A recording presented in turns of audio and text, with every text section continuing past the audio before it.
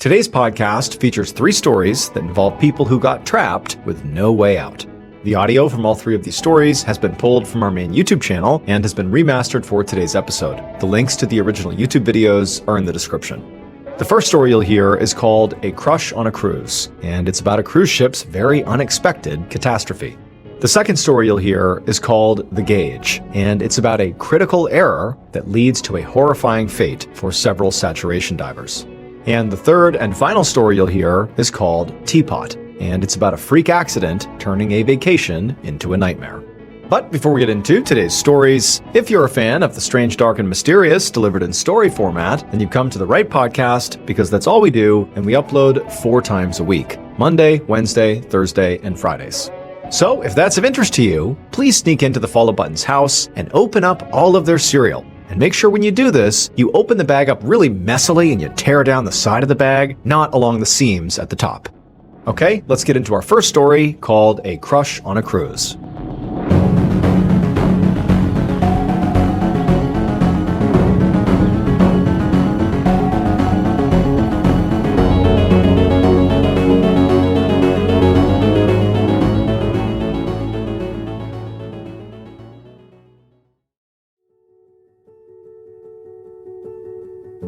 Just after 6 p.m. on December 27th, 2015, a woman named Sarah Robinson was getting ready inside of her cabin on the 7th floor of a massive cruise ship. She and her boyfriend were going to dinner that night with Sarah's parents in one of the restaurants on board the ship.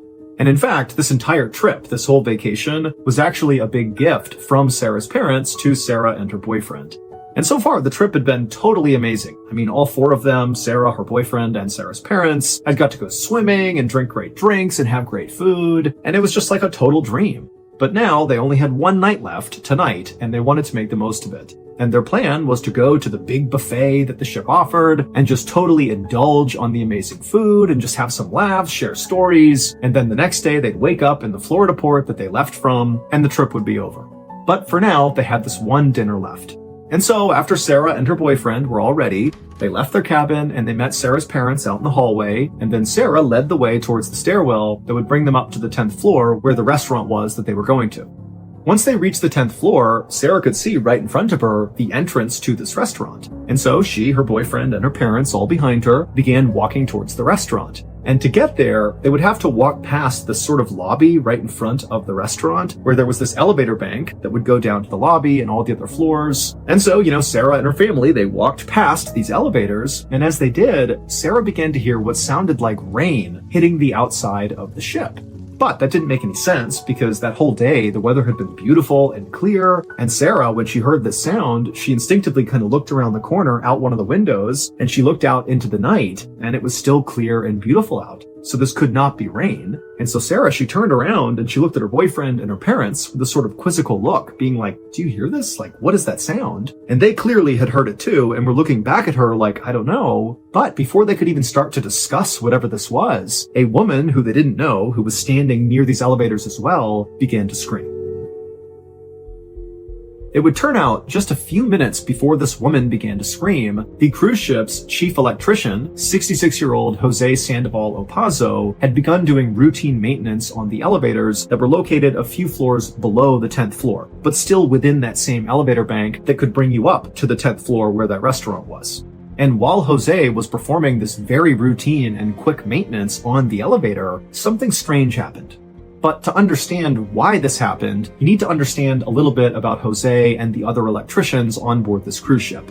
So there was oftentimes a lot of very quick and easy maintenance that would need to get done on these elevators, which would involve going into the elevator shaft to do it. But again, these are very short bursts, in and out, very easy to do. All the electricians know how to do it. And the procedure was to actually fully shut down that elevator, like completely, and then go inside and do the maintenance, and then go through the process of starting the elevator all over again. But that was so disruptive to the flow of traffic on the ship each day, and it was just kind of a hassle. And so Jose and the other electricians had come up with this sort of workaround that didn't require them to shut down the elevator. Because again, that was just a huge pain and they didn't want to do it. And so what they would do is they would wait until the elevator car within the shaft they needed to do maintenance on was at some other level, like on floor 2, and they would go into the elevator on like floor 8 and then quickly do the maintenance on the inside of the shaft or whatever it is they had to do. Or sometimes they would actually have to do repairs on the elevator car itself, in which case they would just kind of go in real quick, do the repairs, get out again. But all of it was predicated on just kind of knowing where the elevator car was in the shaft and being really quick, in and out.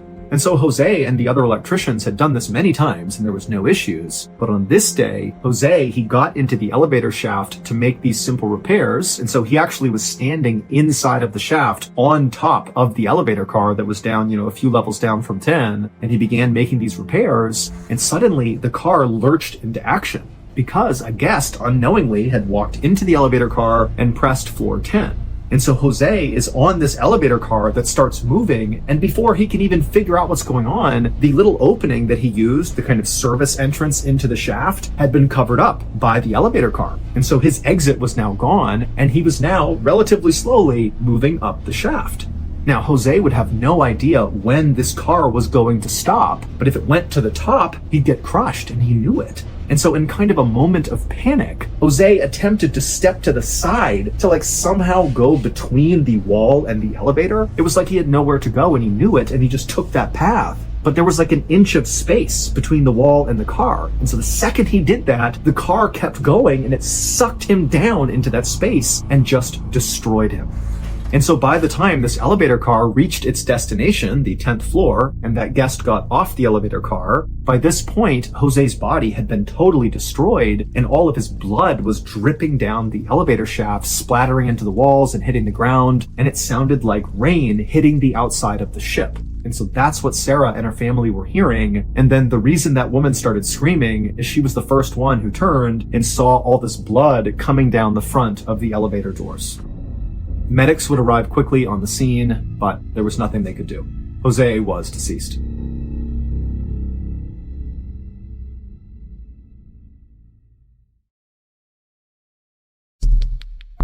Our next story is called The Gauge.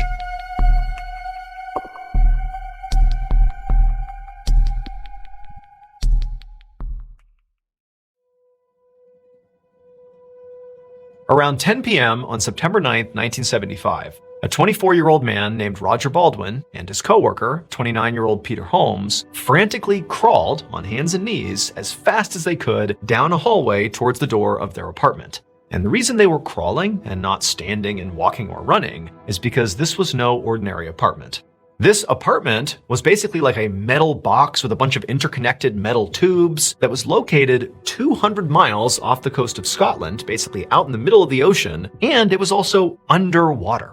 And the reason for that is it was connected to an offshore oil rig. And oil rigs often need divers, like deep sea divers, to work on the rig down deep in the water. But if you know anything about underwater diving, especially deep underwater diving, is that it's not as simple as just throwing on some scuba tanks and going down into the water and doing your work and coming back up again. No, if you're working on an oil rig down at depth, like an underwater welder or anybody who does work for a while deep underwater, there's lots of risks associated with going from the surface down deep where there's really intense pressures and you're breathing in different mixed gases that can interact with your body in sort of very terrible ways. It's dangerous. That's the reality of it. Going down to depth and then coming back up again is a very dangerous process unless you know what you're doing. It's more efficient for owners of oil rigs to construct these pressurized apartments underwater for their deep sea divers to live in, so that when they go out to the rig, they only have to go down to depth once, live in the apartment, which imagine a cup that you just push down into water. There's like an air pocket, right? You push it deep into the water. They basically would swim up under into this apartment deep underwater, and they live there and dive back out of there, do their work, come back into their apartment, but their bodies never really leave the working depth until the end of their shift, whether it's weeks or months or however long they're out there, and then they only have to decompress one time. So in essence, you get to work, you go down deep, and you stay there effectively for a long time, and then when you're done working, you go back to the surface. And so that's why that apartment existed, and that's sort of the setup for these two guys. They've been living underwater. But at that moment, Roger and Peter were not thinking about their diving responsibilities. They were rushing down this metal tube hallway that led to their apartment because over the intercom, the folks on the surface, their supervisor, had communicated down to them that there was some sort of leak happening in the hallway. And so they basically had to rush into their apartment and seal the door behind them before the air basically vanished in the hallway and they suffocated. So they're crawling as fast as they can. They finally get to their apartment door. They open it up. They go inside. They shut it and they seal it. And now they're sitting there with their backs against the door, hoping that the leak was contained to the hallway. And they're looking up into the corner of their small metal room, their main living space where there's bunks and there's also the entrance down into the water, basically right in front of them. And there's this camera up in the corner of this room looking down at them, and they have no way to directly communicate with their supervisor on the surface, but they know their supervisor has access to that camera and he's looking at them on his monitor, in his black and white, monitor. And so they're looking up at this camera, hoping that their supervisor is watching them and is doing everything he needs to do to officially contain this leak. Basically, Roger and Peter, they can shut their door, but they can't fully seal it. The full seal comes when somebody on the surface, their supervisor, injects helium into their room, basically adds more pressure to their room, which then sucks the door fully sealed, and then they're safe. And so Roger and Peter, they're listening carefully for the sound of that injection of helium into the room, and eventually they hear it, and there's some creaking on the door, and it sounds very much like their door is fully sealed, and now they're safe. And so Roger and Peter, they step away from the door, they sort of look up at the camera and say thank you, and they're like, all right, I hope that leak out in the hallway is our only issue here. Now, it's worth pointing out that things like this, as terrifying as that would be, you're deep underwater and over the intercom, they're saying there's a leak, like that would be horrifying, but this is a really dangerous job. And unfortunately, leaks and other things like that just sort of happened. And so Roger and Peter were kind of accustomed to things like this happening. And they just had to, hope that the folks on the surface would do their best to, mitigate the problems and, keep them safe. At this point, though, Roger and Peter knew that, it didn't seem like there were any other emergencies here. Whatever leak was happening in the hallway, that could be dealt with. If they had to, they could actually just leave their apartment with their diving equipment on and make their way back up to the surface. Like, there were ways for them to get out of here. And they're thinking, okay, our room has been fully sealed off. We heard the helium be injected into the room. The door's shut behind us. Like, we're good. And again, they can't directly communicate to the supervisor. The supervisor's not saying anything over the intercom. And so they think, okay, it's good for us to just take our stuff off and go to bed. And so that's what they do. They take off their diving equipment and they climb into their beds and they turn out the lights.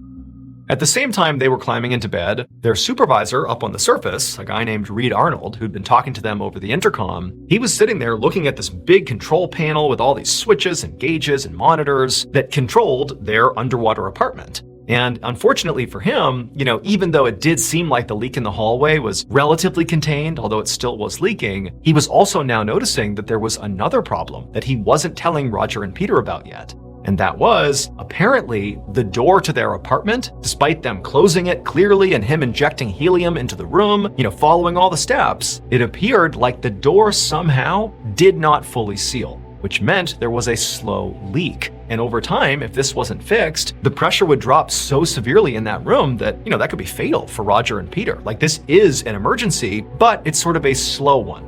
And so Reed took a minute and kind of assessed the situation. And, the only thing he could do to try to close this door to fully seal it, let's say, is to inject more helium into Roger and Peter's room. Not enough to harm them, but just enough to further push that door closed. And so he did that. He injected a little bit more helium and he's watching the gauge of their room, become even more pressurized. But the indicator that showed whether or not the door was sealed continued to show that it was not.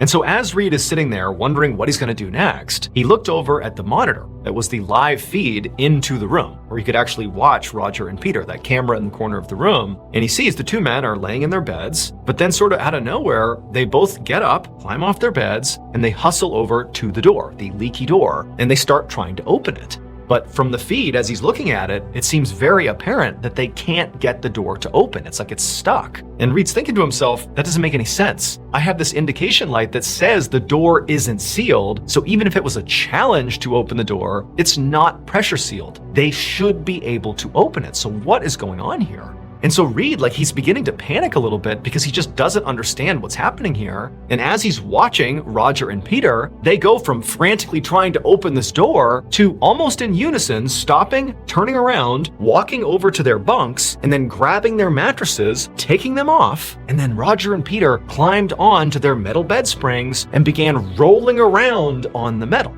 Now, it's worth pointing out that there are some diving-related injuries, like from being at depth for too long, or, hypercapnia, where you have too much CO2 in your system. There's a whole bunch of things that can basically mess with your mind. And so Reed's thinking, oh my goodness, something's happened that's given these guys some sort of diving-related injury. Like they're acting crazy. This must be a product of something wrong. They're breathing the wrong mixture of gas. Maybe there's too much helium. Maybe there's too much CO2. I don't know what's going on, but there is an issue here that's messing with their brains. That's the only explanation for why they could be doing something so bizarre. And so at this point, Reed decides all he can do is just continue to put more helium into that room to try to seal that door. Maybe there's some sort of toxic gas that's getting into their space that's causing them to hallucinate or go crazy or who knows what. And so he's just firing off this button, adding more and more helium into the room. And after doing this for several minutes and still watching on the monitor as Roger and Peter continue to do this weird writhing around on their bed frames, that was around the time that Reed really focused on his controls. Am I missing something? Is there some other indication on here that gives away what's going on here? And that's when he realized he had made a terrible mistake.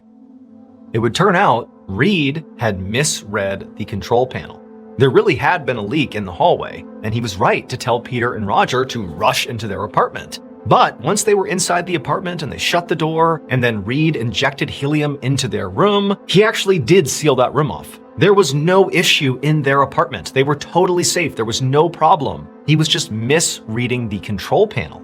He thought when he saw this additional indication that, the apartment door had not sealed, that was indicative of a leak in their apartment. But no, the controls were really trying to tell him that, hey, there's still a leak in the hallway right outside of their apartment. And so basically, what Reed ended up doing by injecting more and more helium into the apartment where Roger and Peter were, is he was creating a deadly pressure chamber. And the reason the men began acting the way they were is because the room was getting hotter and hotter and hotter from all this pressure. They could feel it, building inside of the space. And so they didn't know what was going on. They tried to get out, but they couldn't open the door because it was pressure sealed. And then they took their mattresses off their bed and began rolling around on the metal to try to cool down. But it was so intensely hot and it was so pressurized that you can imagine the chaos and panic these two men felt.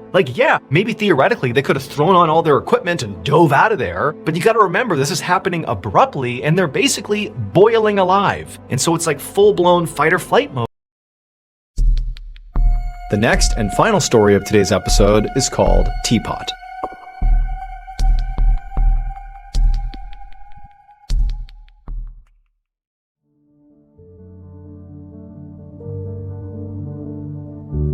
On June 30th, 2002, an 18-year-old named Daniel Dick was on vacation with his mother and his two younger brothers in Hawaii. Daniel had just graduated from his high school in Los Angeles, where he was the student body president. He was known to invite all of his classmates over to his house all the time for dinners, and girls would call him all the time to try to get advice about their boyfriends. And Daniel also would befriend troubled teens in an attempt to kind of pick them up and get them back on the straight and narrow.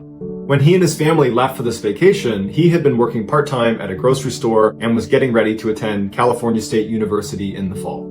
That morning, Daniel went down to the beach where he planned on doing some swimming and maybe laying out in the sun for a little bit, and pretty quickly he met three girls. And after about 30 minutes of chatting with them, he asked them if they wanted to climb over the fence and check out the blowhole. A blowhole is a fairly narrow hole that is situated on rocks right near where water is crashing. And this hole is usually formed by molten lava that has passed through underneath. And what happens is this hole is connected to a tunnel that feeds down and out into the water. So when the waves come in, they go through this tunnel and they get rocketed up this little opening, causing a massive geyser of water. Now, if you don't go near the blowhole, it's not dangerous at all. It's just a very cool natural phenomenon. The beach that Daniel and these girls were on was situated right near an infamously dangerous blowhole called the Halona Blowhole. The reason it was so dangerous is because the water it connected to through that tunnel was some of the most violent in all of Hawaii. So when those waves came barreling through the tunnel, it would shoot 30 plus feet in the air. And so to make sure everybody understood you're only allowed to watch the blowhole from a distance, they actually put up a fence all the way around it and put up signs saying, "Do not go any closer." To give you a sense of how powerful the water was that was churning through this tunnel, if you were standing on the other side of the fence watching the blowhole from a safe distance, you could feel the ground shaking as the waves would rumble through the tunnel and then explode out of the blowhole. According to Daniel's family and friends, he was not a reckless person, he was just a very adventurous person. And so something like this blowhole really piqued his interest, and he just couldn't handle being on the outside of the fence. He really wanted to get right up there and get a look at it. In fact, he told these girls he wanted to feel the power of the water hit him in the chest. That was his plan.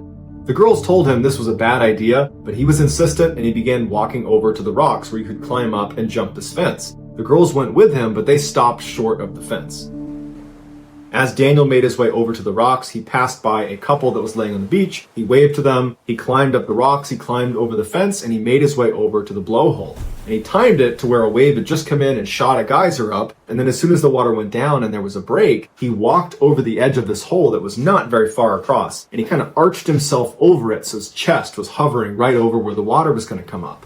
And initially, a wave came through and the water shot up and it hit him in the chest and it kind of staggered him back for a minute. And at this point, the three girls and the couple that he had passed are now yelling for him to get away from the blowhole, that it's way too dangerous. But it was too late. He leaned back over the blowhole right as a massive wave came barreling through the tunnel. It rocketed up and it lifted him off the ground about 5 feet in the air, and it turned him upside down so his head is pointed down. And when he fell, he went directly into the blowhole.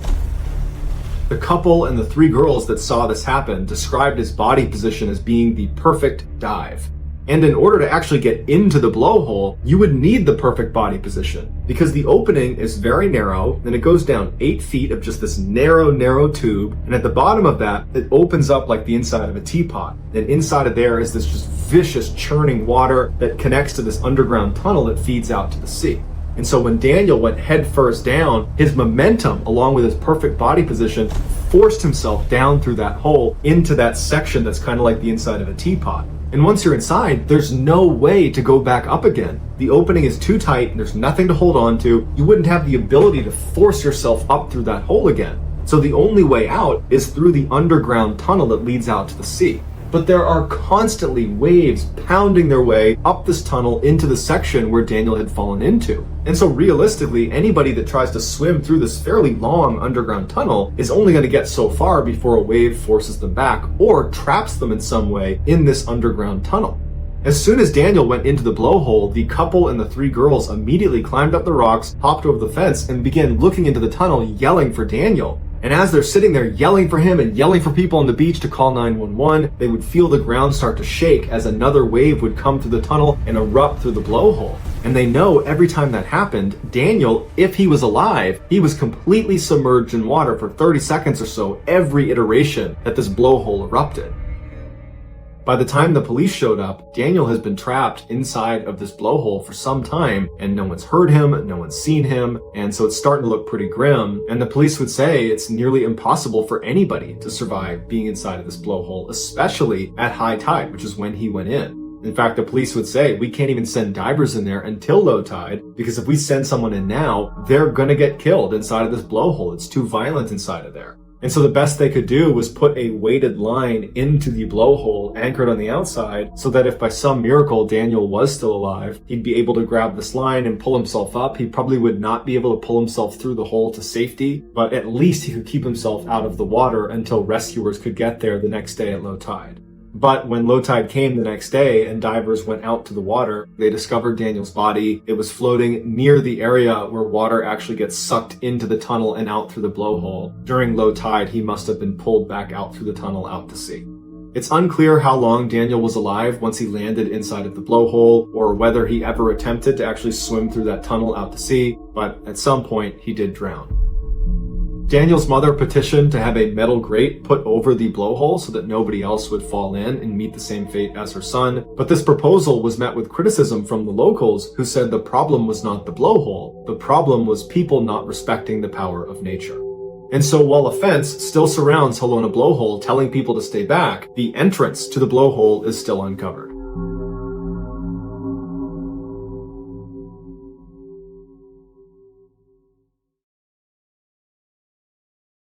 A quick note about our stories. They are all based on true events, but we sometimes use pseudonyms to protect the people involved, and some details are fictionalized for dramatic purposes.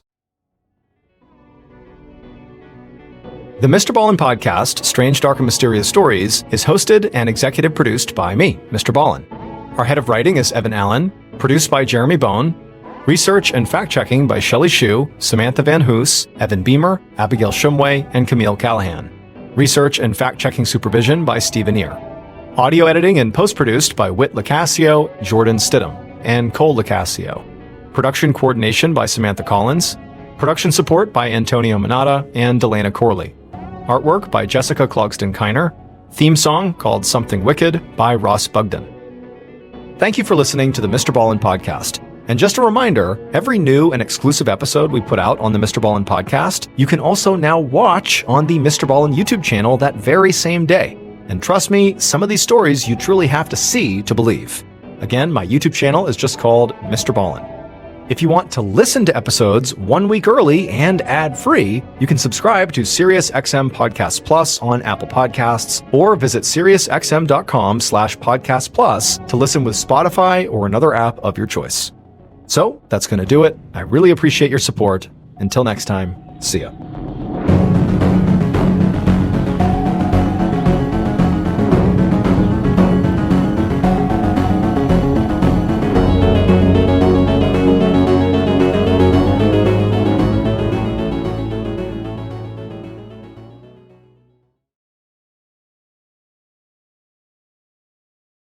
Today's podcast features 3 stories that involve people who were trapped with no way out.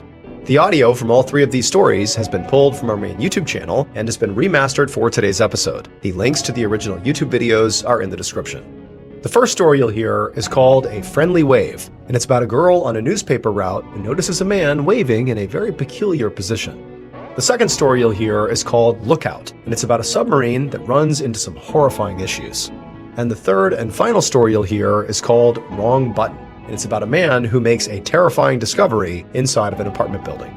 But before we get into today's stories, if you're a fan of the strange, dark, and mysterious delivered in story format, then you come to the right podcast because that's all we do, and we upload 4 times a week: Monday, Wednesday, Thursdays, and Fridays. So if that's of interest to you, please sneak into the Follow Button's house and replace all of their shoelaces with slightly shorter ones. Okay, let's get into our first story called A Friendly Wave.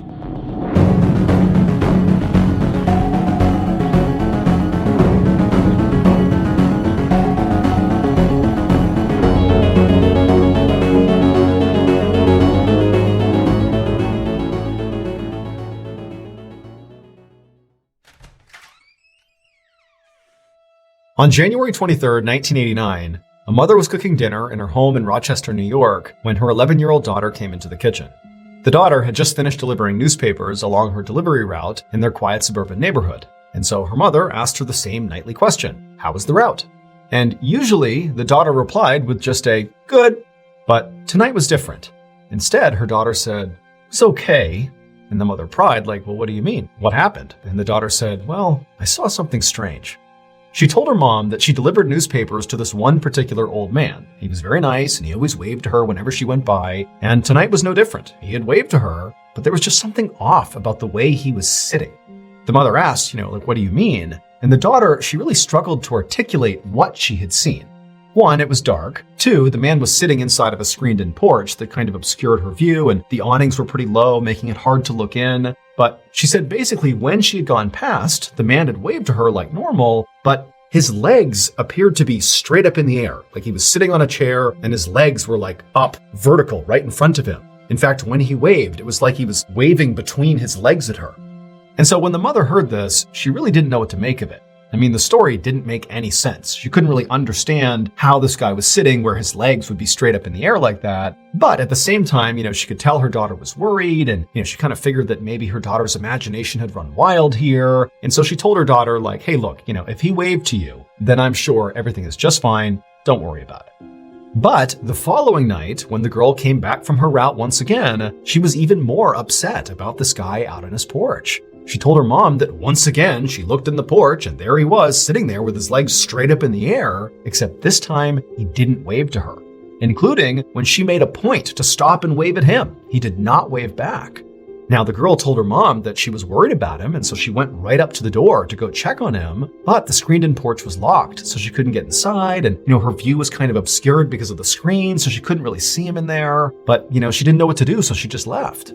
Now, this story, which was already weird, now did seem a whole lot weirder that 2 days in a row, her daughter is seeing this, but the mother's thinking to herself, like, come on, this is just some older guy who loves this chair and, he's fallen asleep in some weird position here. And, my daughter is sort of exaggerating what she's seeing. Like, this can't be a big deal here. But again, seeing the concern on her daughter's face, she told her daughter, look, don't worry about it. I'm sure everything's fine. I will go by tomorrow morning and make sure he's okay.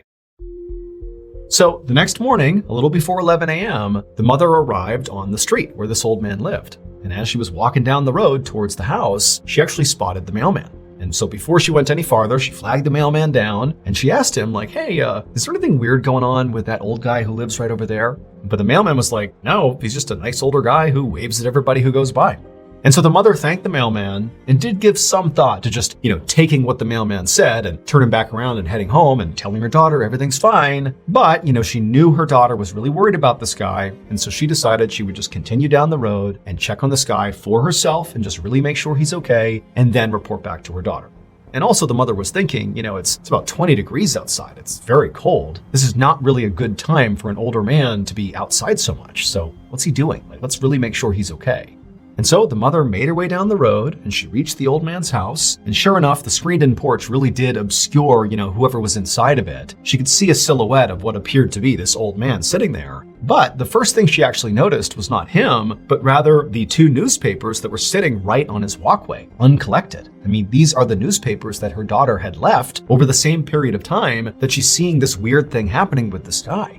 And so suddenly the woman's feeling like that's a pretty big red flag. And so she hustled her way right up towards the front. And as she did, she looked into the screen porch and waved at this old man to try to get his attention. Like, hey, are you okay in there? But the man did not wave back. And so the mother went right up to the door and she checked it, but like her daughter had said, it was locked. And so the mother, she pressed her face up against the mesh screen that kind of had been obscuring her view from a distance. And she put her face right up against the screen where she would have a clear view inside. And when she did, and she saw the old man who was in fact right there, and he did in fact have his legs up, when she saw him, she realized what was actually going on.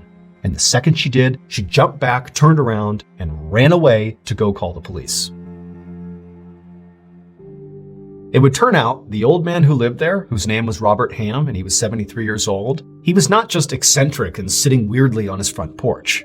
Instead, on January 23rd, right before that little girl had come home and told her mother that this man had been acting strangely, on that evening, Robert had come out onto his screened-in porch, and for whatever reason, he had attempted to sit down on this trash can that was out there on the porch. But the lid didn't hold, and so Robert fell butt first into this trash can, folding him up into this V position where his legs were straight up in front of him.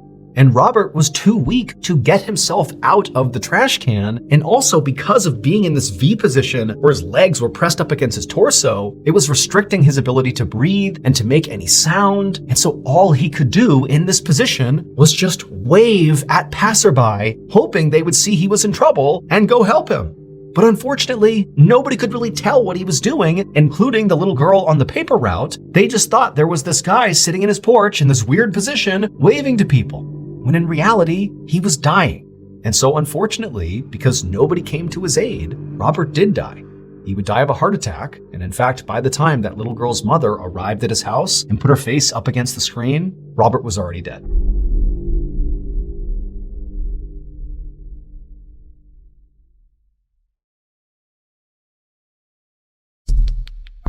Our next story is called Lookout.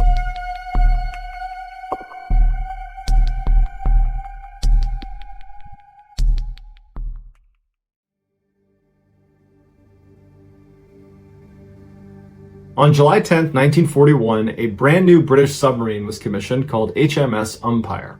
9 days later, on July 19th, the submarine and her crew were told to meet up with a convoy moving north along the Medway River in England and make their way to Scotland. So Umpire joined up with the convoy, but then they started having engine problems that night, and they began drifting back behind the convoy until they were basically not in the convoy anymore at all.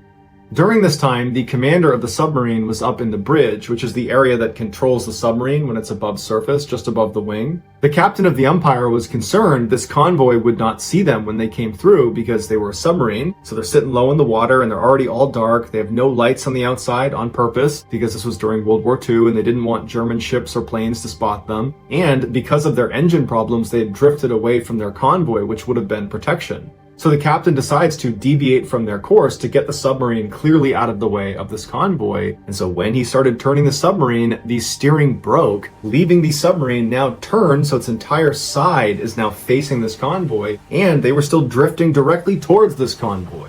And so sure enough, before the captain could do anything, one of the larger ships struck the side of the submarine, immediately flooding their forward torpedo room. And for a brief second, the submarine and the ship were kind of mangled together, and then it slipped off the ship and it sunk all the way to the bottom, 18 meters down. The captain, along with the other 3 men that were up on the bridge with him when they were struck, they managed to leap out at the last second and were treading water when this all happened. As for the other 34 crew members, they were stuck inside when it sunk.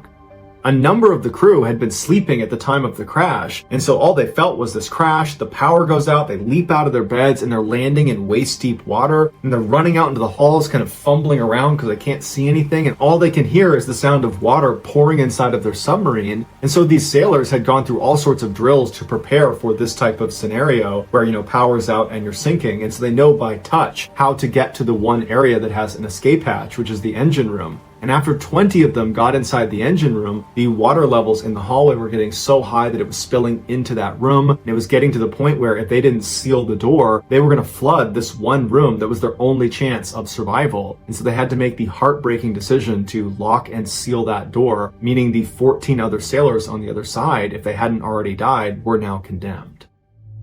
But for the 20 men who now were going to be able to use this escape hatch, there was no guarantee that would work. Because to use the escape hatch on a submarine, you need to understand how it works. You can't just open a hatch on a submarine. It won't open. The pressure from the seawater presses down on it to where it literally cannot open. You might be able to open it a crack if you use a tool, but that's about it.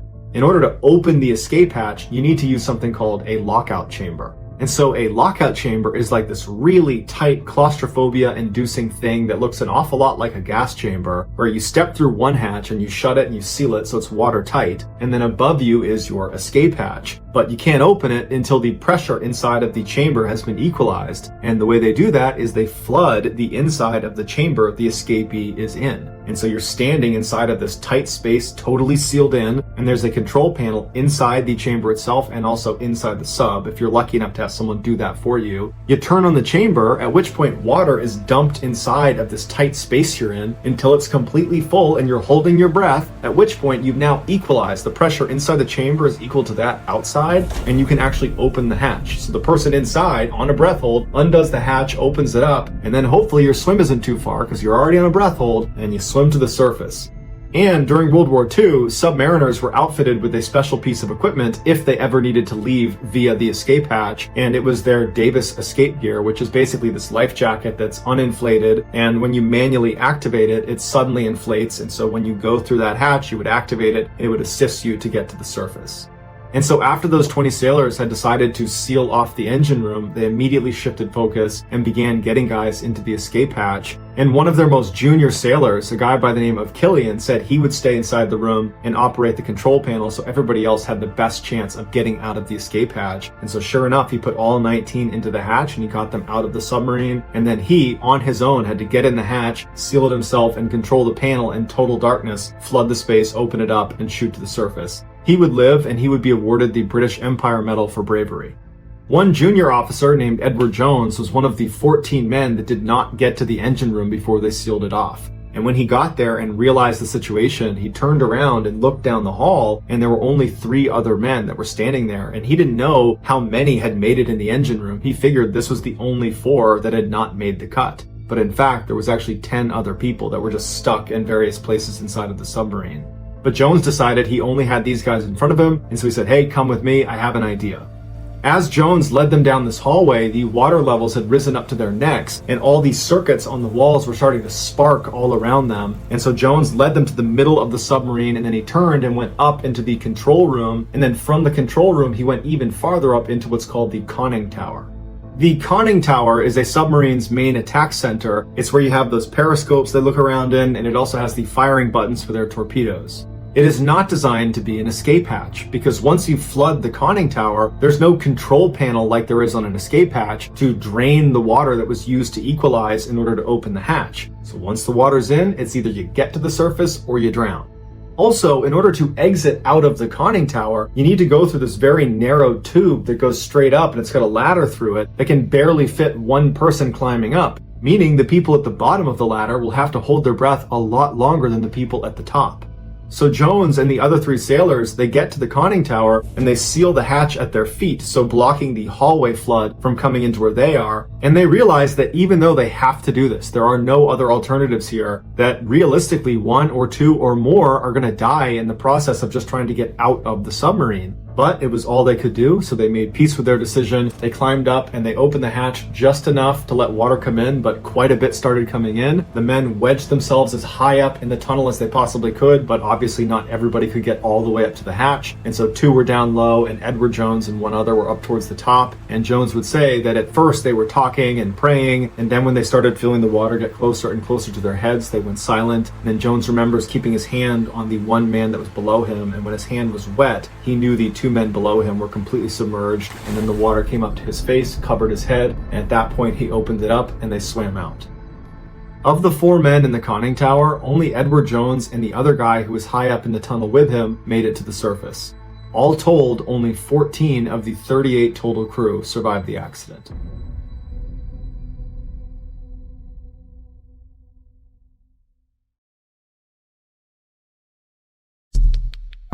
The next and final story of today's episode is called Wrong Button.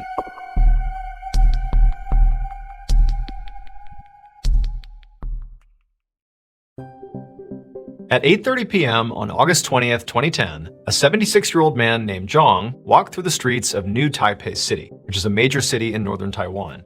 Zhang was on the end of an evening walk, and he was making his way back towards his daughter's apartment, where he was also staying.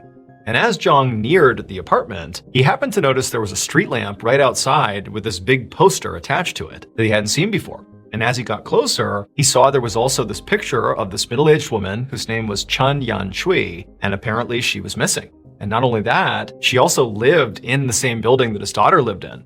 Except Chun was actually a dementia patient, and she was staying on the 5th floor of this apartment building complex where there was this memory care facility, and that's where she was being taken care of. And about a week earlier, she had gone out for an evening walk, this is what it said on the poster, and just not returned. And so since the week before, police had been out looking for her and her family and friends. They were putting these posters up, and it was clear, nobody had found her yet.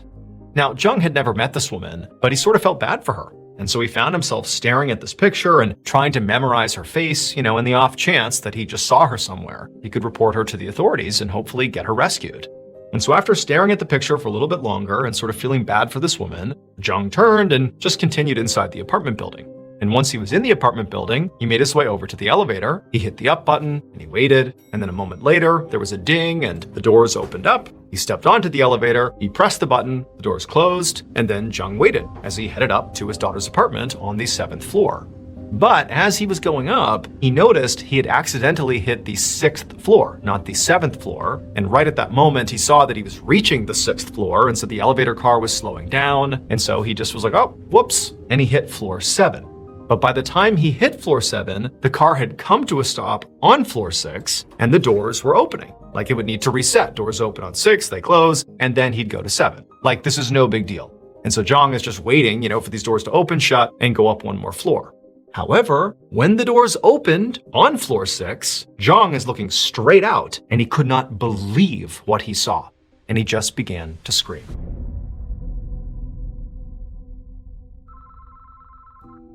Around the same time this was happening, Zhang's daughter was finishing up her shift at work when she got a phone call. And she saw it was coming from her dad, and he rarely called her when she was at work. So this was sort of confusing and surprising. And so right away she picked it up and she answered, and immediately she hears her dad screaming incoherently. He's obviously terrified. And all Zhang's daughter can hear is that her dad is saying he's trapped. He's trapped in an elevator and he doesn't know what to do. And so, Zhang's daughter is getting scared just based on what her dad sounds like. She doesn't really know what's going on, but she told her dad, okay, I'll call the building. We'll get you some help. Stay calm. You're going to be okay. But her dad just continued rambling and he was totally incoherent. And eventually, Zhang's daughter just said, okay, Dad, just hang tight. I'm going to get you some help. And then she hung up, and then she immediately called her apartment building's administration and emergency services line and told them, hey, I think my dad is stuck on one of your elevator cars. He's really upset. Can you please help him? And after getting the emergency services to, get spun up into action to go save her dad, Zhang's daughter left work, hopped in her car, and began rushing home. It would take Zhang's daughter about 40 minutes to get back to her apartment. And by the time she got there, she fully expected her dad would be safely out of the elevator. I mean, he was obviously very upset, but she had called the building. They were on it. They were going to get him out. But when she went inside the lobby of the apartment building, she saw a crowd of police officers just standing there. She didn't see her dad anywhere. And before she could even ask any questions, she noticed one of the officers was on the phone. And clearly, just based on what was being said by this officer, he was talking to her father. He was talking to somebody who was hysterical, and this officer was doing his best to try to calm him down and sort of talk him through what was happening. And so Zhang's daughter immediately walks up to this officer and says, hey, I'm his daughter, the guy who's stuck in the elevator, I'm his daughter. What's going on? I would have figured he'd be out by now. What's happened? At this point, one of the officers confirms that, this really is this man's daughter, and he pulls her aside and he explains to her that, yes, your dad is still in the elevator because we can't get him out.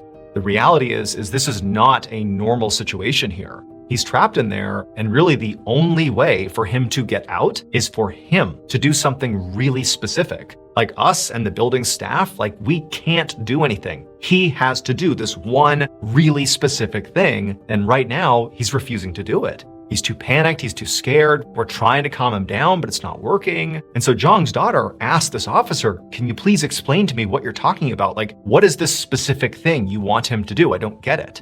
And at that point, the officer kind of composed himself and explained to the daughter, what was really going on inside of that elevator car.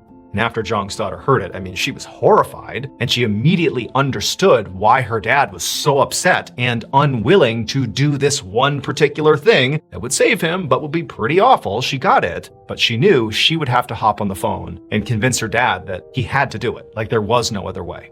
And so she walked over to the officer who was on the phone with her dad. She took the phone and she began talking her dad through, what he really needed to do here. She basically gave him a pep talk and said, Dad, for me, you got to find the strength and do this thing and get out of there.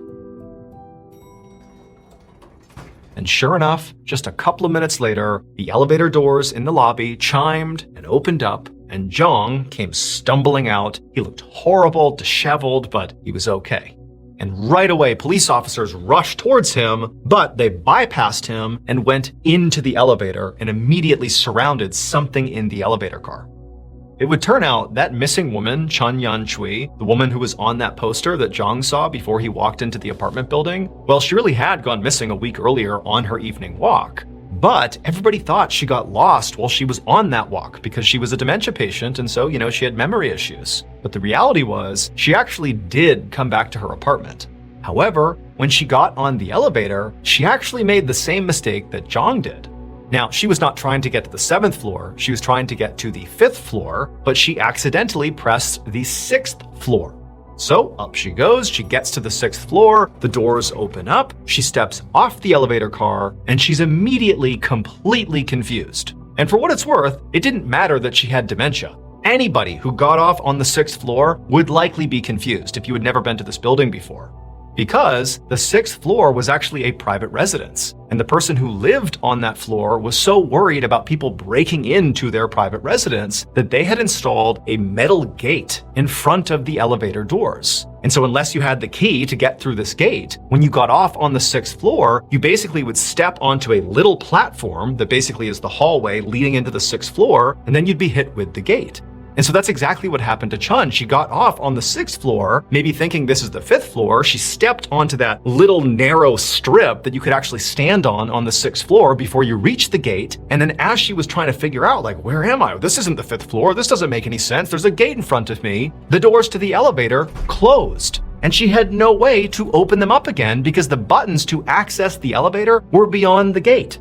And so suddenly Chun is standing in this narrow space, the doors have closed behind her, and she can't do anything. She's trapped between the gate and the elevator doors.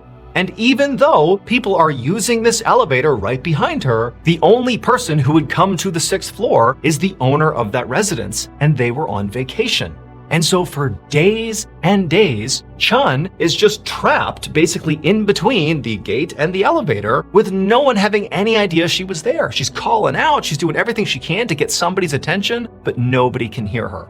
And after 5 days of this, when the owner of this residence didn't come home because they were on vacation, she eventually died because she didn't have food or water or anything. She was just standing there for 5 days.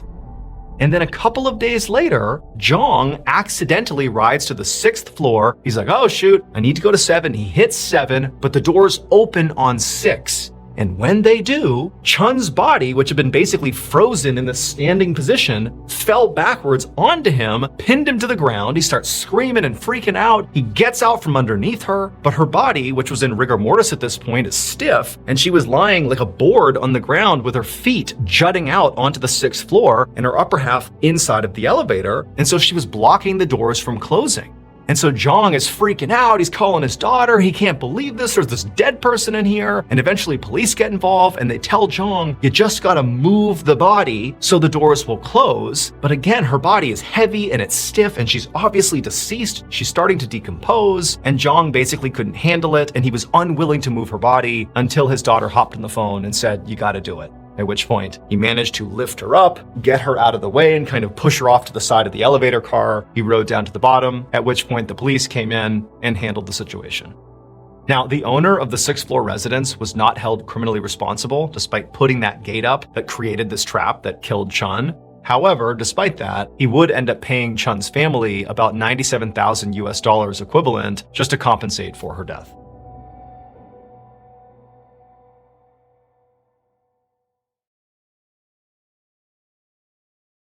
A quick note about our stories. They are all based on true events, but we sometimes use pseudonyms to protect the people involved, and some details are fictionalized for dramatic purposes. The MrBallen Podcast, Strange, Dark, and Mysterious Stories, is hosted and executive produced by me, MrBallen. Our head of writing is Evan Allen, produced by Jeremy Bone, research and fact-checking by Shelley Shue, Samantha Van Hoos, Evan Beamer, Abigail Shumway, and Camille Callahan. Research and fact-checking supervision by Stephen Ear. Audio editing and post-produced by Whit Lacasio, Jordan Stidham, and Cole Lacasio. Production coordination by Samantha Collins. Production support by Antonio Manata and Delana Corley. Artwork by Jessica Clogston-Kiner. Theme song called Something Wicked by Ross Bugden. Thank you for listening to the MrBallen Podcast. And just a reminder, every new and exclusive episode we put out on the MrBallen Podcast, you can also now watch on the MrBallen YouTube channel that very same day. And trust me, some of these stories you truly have to see to believe. Again, my YouTube channel is just called MrBallen. If you want to listen to episodes 1 week early and ad-free, you can subscribe to SiriusXM Podcast Plus on Apple Podcasts or visit SiriusXM.com/Podcast Plus to listen with Spotify or another app of your choice. So that's going to do it. I really appreciate your support. Until next time, see ya.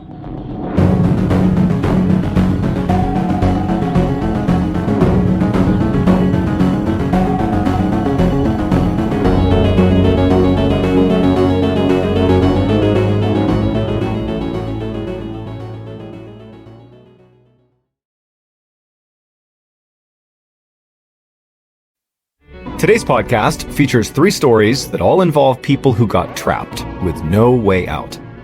The audio from all 3 of these stories has been pulled from our main YouTube channel and has been remastered for today's episode. The links to the original YouTube videos are in the description. The first story you'll hear is called Rush, and it's about one of the most heartbreaking cases in the UK. The second story you'll hear is called Fans, and it's about a man who was found in a place where no one can hear you scream.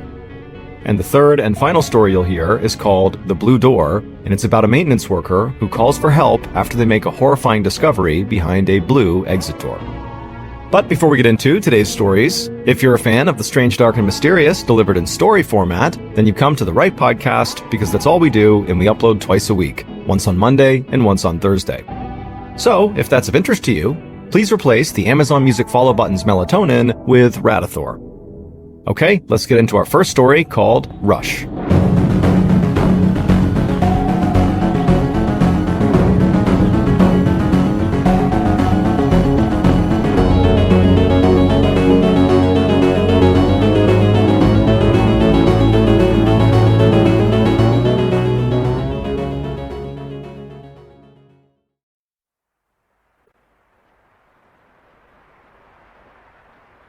On the morning of June 25th, 2007, a 28-year-old man named Mike Barnett woke up to the sound of pounding rain on the roof of his home, which was located in Hull, which is a city in northern England. Mike groaned as he rolled out of bed. It had been raining like this for the past month, and he and the rest of the people in Hull were just totally over it. But another reason he groaned is he knew that he would have to go to his job at a tropical fish store, even though he was not scheduled to work that day. There was a street right behind the tropical fish store that always completely flooded out from all these debris getting clogged in the drain, and the owner of the tropical fish store, so Mike's boss, who was an elderly guy, he would always go out and try to clear the debris himself, and Mike just knew, he really needed help, and today he knew his boss would be out there, and so he just felt like it was his responsibility to go in and help him clear out the debris. So Mike got dressed, he had some breakfast, and then as quietly as he could, he slipped out the front door. Mike was careful not to make too much noise because he didn't want to wake his dad, who he lived with. Mike and his dad had always been very close, but after the death of Mike's mother, he and his father had become even closer, and so they actually really enjoyed living together. But Mike also knew that his dad was very protective of him and very likely would not like the idea of Mike going out in this horrible storm to go try to clear debris in a flooded out street. It just was too dangerous. And Mike just didn't want to deal with that right now, and so he was able to slip out without waking up his dad.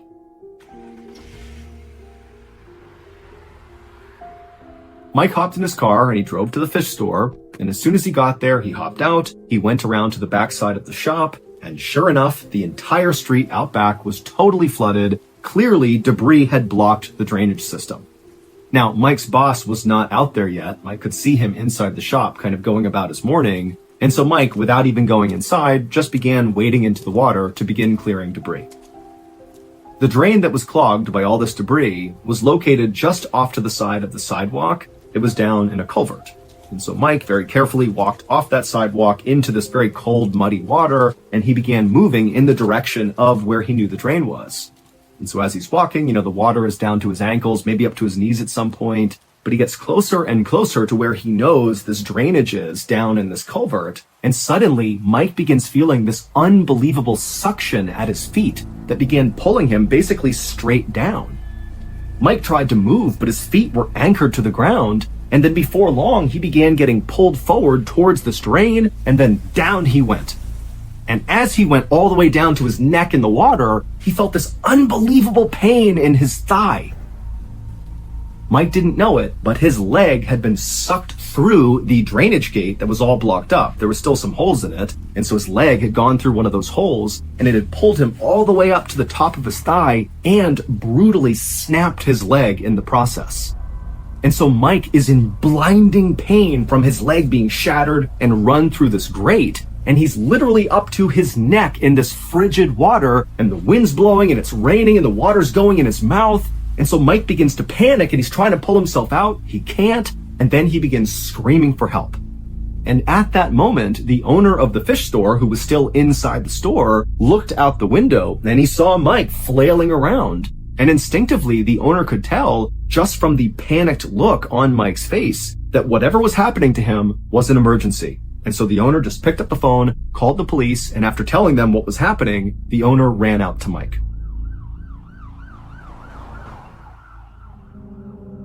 When the first police officers arrived on the scene, Mike was still in the water up to his neck, and the shop owner was right next to him. And the police officers, they assessed the situation in front of them, and they thought, okay, clearly this guy, Mike, is trapped in the water. This is serious, but we can pull him out. That's the obvious solution here.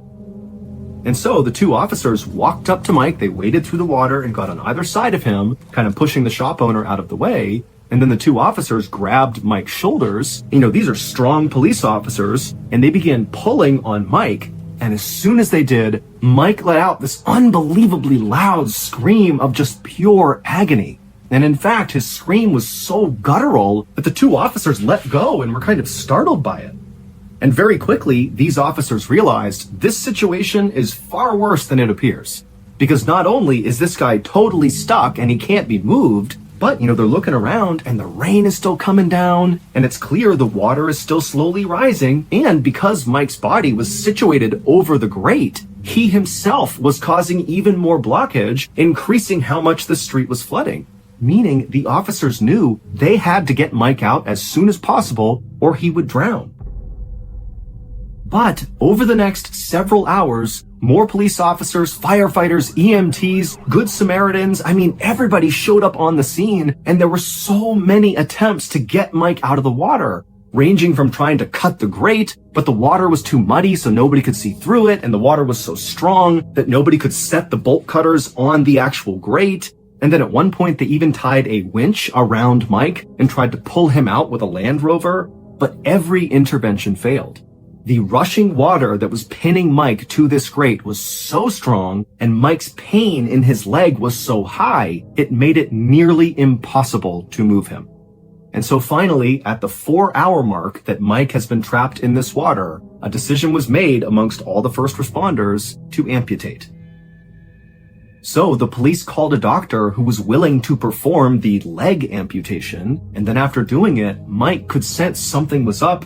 Clearly it's not going well, and he began frantically asking the police and all the first responders, when are you going to get me out of here? When are you going to get me out of here?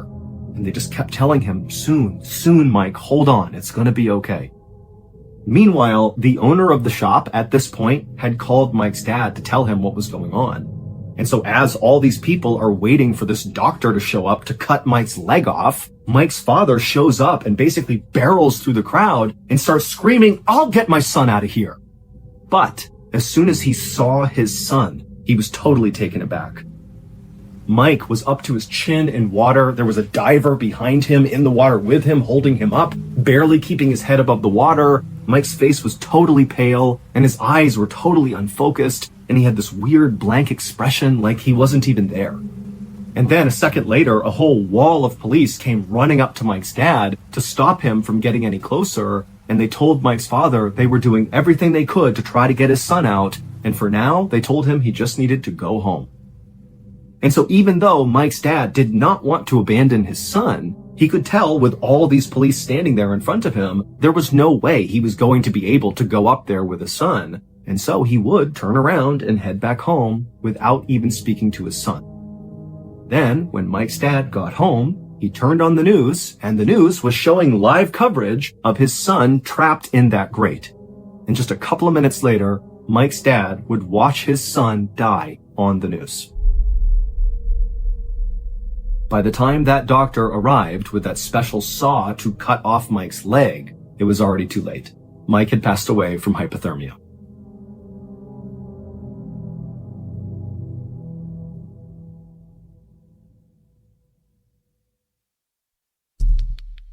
Our next story is called Fans.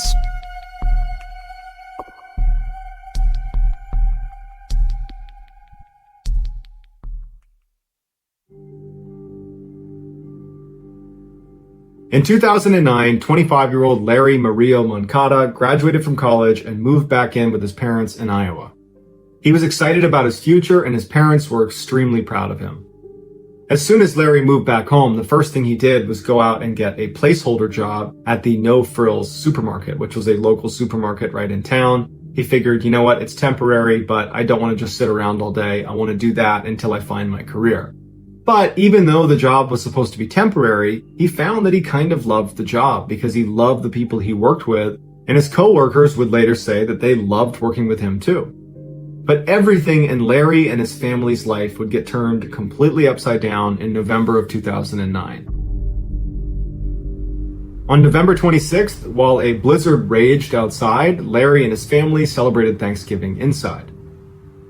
After everyone was done eating, Larry told them that he actually had an overnight shift at the supermarket. And I don't think his family knew he had this shift. So they were like, "Oh man, do you really gotta go? The weather's so bad." And he's like, "No, I gotta go. I don't mind." And they're like, "All right, well, hey, sorry you gotta work." And Larry walks outside and goes to work. The next morning when he came back from that shift, his mother would say something seemed off about him. When he came inside, he was very disoriented. He didn't really know where he was. And his mom's trying to tell him that everything's okay. What's going on? Did something happen out there? And this is when it dawned on her that he could be having an anxiety attack. Just a few years earlier, Larry had had a whole bunch of panic attacks and he was really struggling with anxiety, and it wasn't until his mom made him go to the doctor and put him on medication that he stabilized.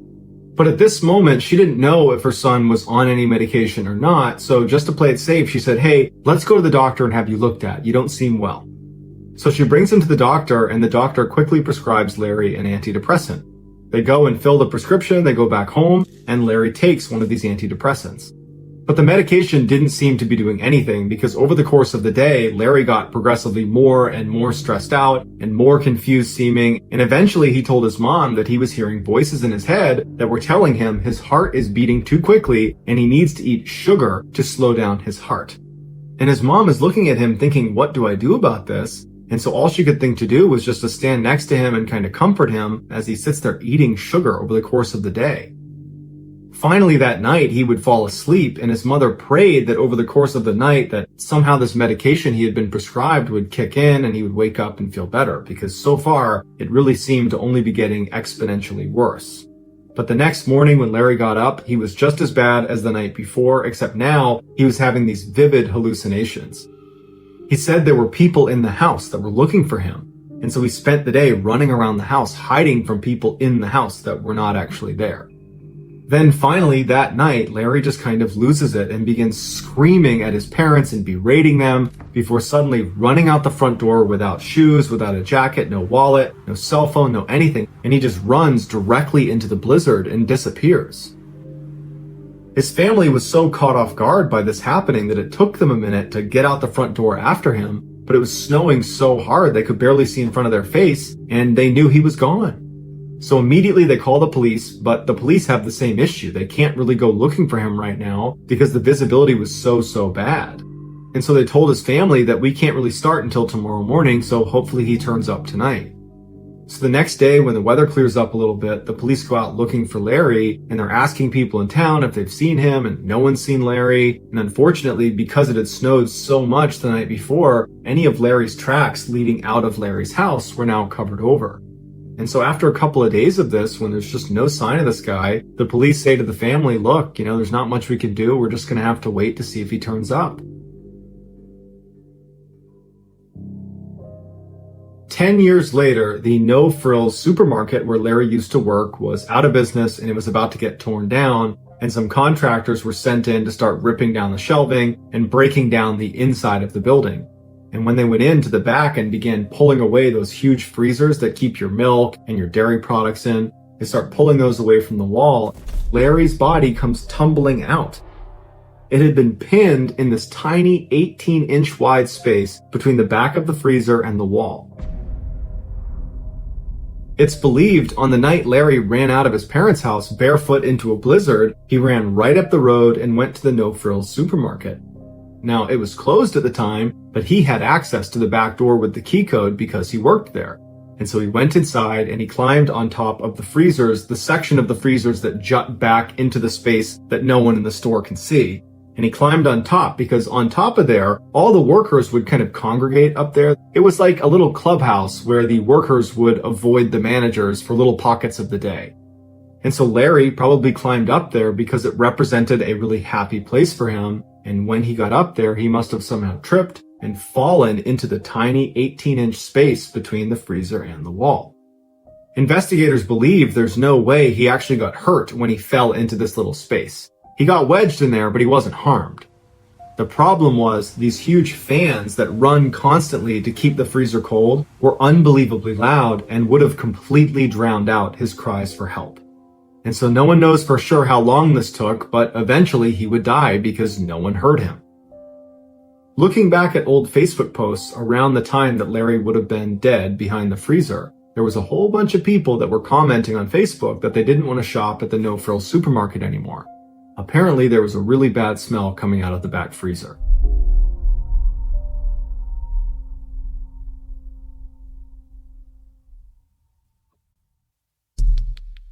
The next and final story of today's episode is called The Blue Door.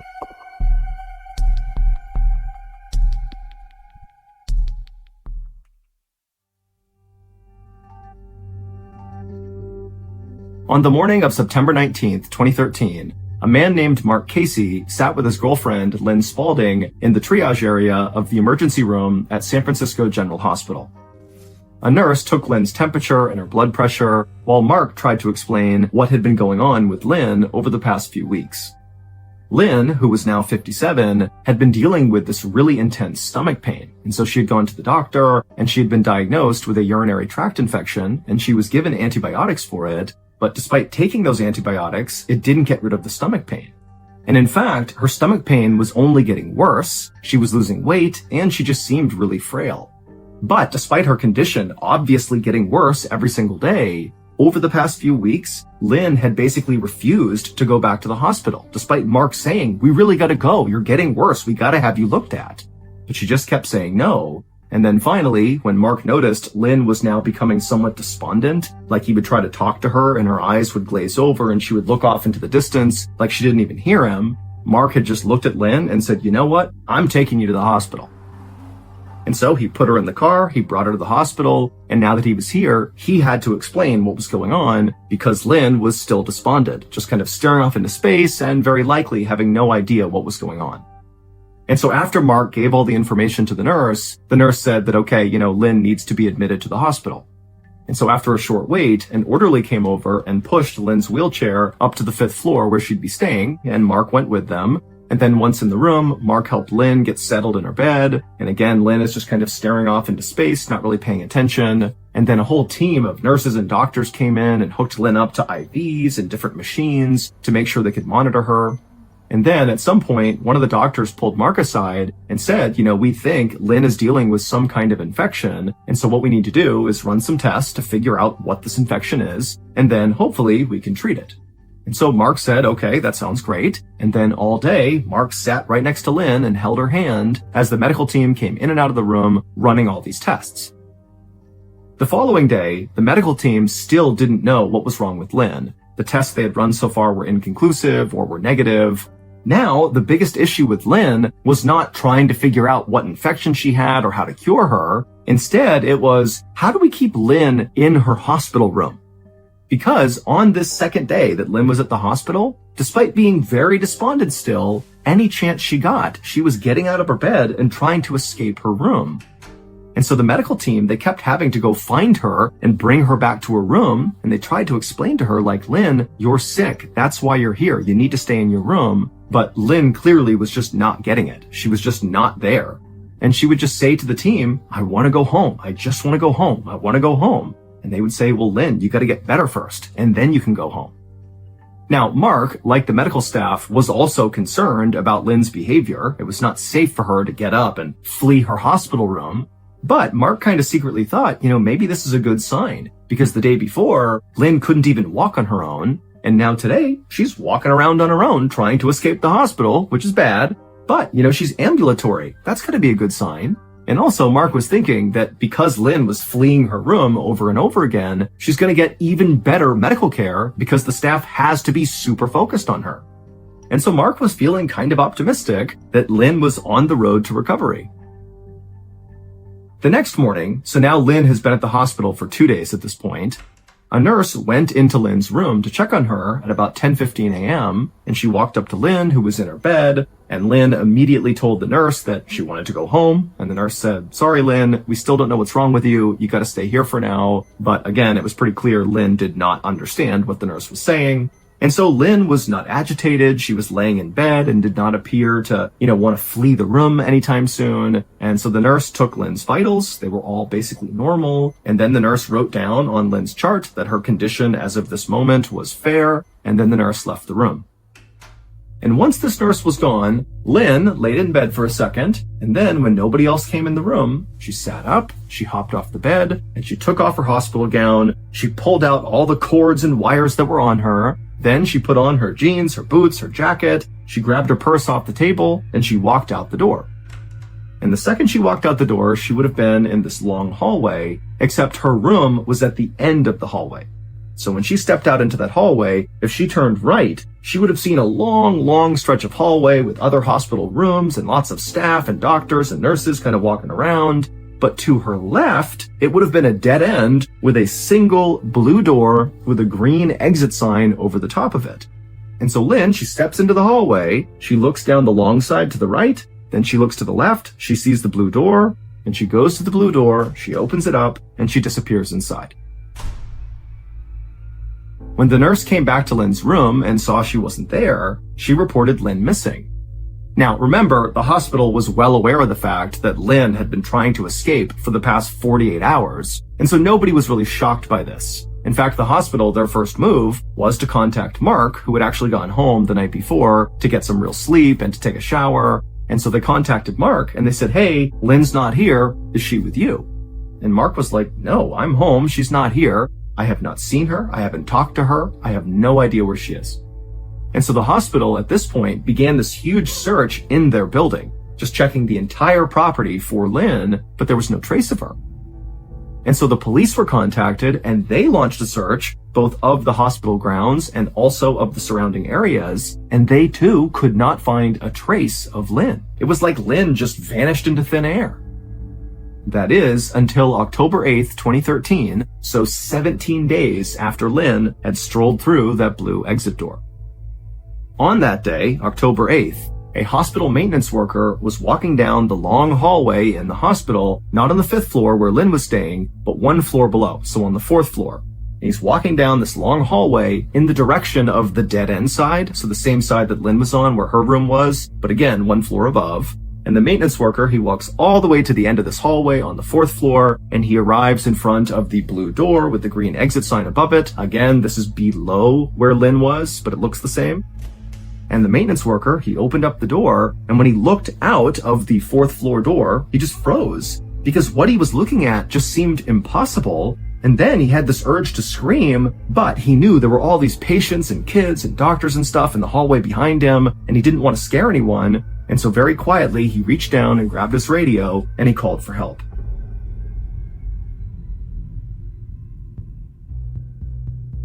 In order to explain what happened next, you have to have a basic understanding of the layout of this building, specifically the outside of it. If you were outside looking at this building, you would see an enclosed staircase that runs from the bottom to the top of the building, with outdoor landings on each floor. The one on top is the 5th floor landing, and the one below it, with a single person on it, is the 4th floor landing. And to get onto these outdoor landings, you have to walk through those blue exit doors at the end of those hallways. These blue doors are emergency exits. And so when you go out these blue doors, once they shut, they lock automatically. But now you're out on this outdoor landing, and immediately to your right, although you can't see it in this picture, there is actually another door that leads to this enclosed stairwell that will bring you all the way to the ground floor, where there's another door that's unlocked that will bring you out to safety. And so again, you walk out one of those blue doors, you're on this landing, you can turn, open up another door, you're in the stairwell, and you can evacuate. So, in theory, if you were a person that really wanted to escape this hospital, like Lynn did, going out one of these blue door emergency exits was a great idea. It would bring you to the ground. This is a way to escape the hospital. But remember, Lynn was totally confused. Mentally, she was just not there because of whatever illness was affecting her. And so when she walked out that door, she arrived on the 5th floor landing, and the door shut behind her and it locked. And the theory is, as soon as Lynn got out there, maybe she had some second thoughts and wanted to go back into the hospital. And so she turned and she grabbed that door and tried to open it back up again, but because it locks automatically, it wouldn't open. And so Lynn did have the wherewithal to turn and see this other door that led to this enclosed stairwell, the emergency stairwell that did go to the ground floor. She could absolutely go all the way down and escape. She could do that. She went down one floor to the 4th floor landing. And when she got there, she left the stairwell and she went to that door that would lead back into the hospital on the 4th floor, and she tried it, but of course it was locked. And then again, instead of her just going back into the stairwell and going down and escaping to safety, she, for some reason, just stayed on the 4th floor landing. Again, you gotta remember that she's not all there mentally, and so she was confused, and she just stayed there on the landing, basically waiting to be rescued. But despite these huge searches of the hospital property by hospital staff and by the police, for some reason, this area, this landing on the 4th floor, was never checked. And so nobody found her. That is until October 4th, so at this point, Lynn has been outside for 13 days on this landing, and a researcher from the hospital, for whatever reason, exited out one of these emergency doors, and they began making their way downstairs. And when they passed by the 4th floor landing, they spotted Lynn on the ground on the 4th floor landing. But instead of going over to her and seeing if she was okay, this researcher just called security and said, "Hey, there's a patient outside on the 4th floor landing, come check it out." And then instead of waiting for security, the researcher just left, leaving Lynn alone. And security at the hospital, who said they were going to go check, they didn't. And so 4 more days would go by with still nobody officially finding Lynn. And then finally, on October 8th, the hospital maintenance worker opened up the blue door on the 4th floor, and he saw the 4th floor landing, that exterior landing, and he saw Lynn, and he knew she was dead. Officials were never able to determine when Lynn died, so it's not clear how long she was alive out on that landing.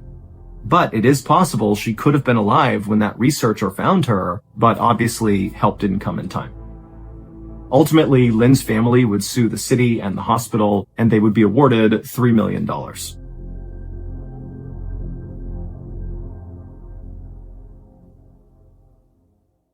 A quick note about our stories. They are all based on true events, but we sometimes use pseudonyms to protect the people involved, and some details are fictionalized for dramatic purposes.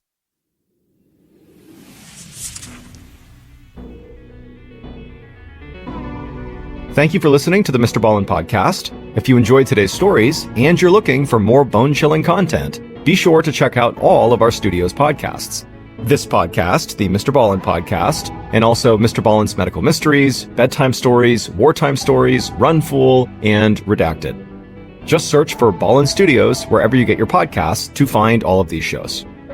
To watch hundreds more stories just like the ones you heard today, head over to our YouTube channel, which is just called MrBallen. So that's going to do it. I really appreciate your support. Until next time, see ya.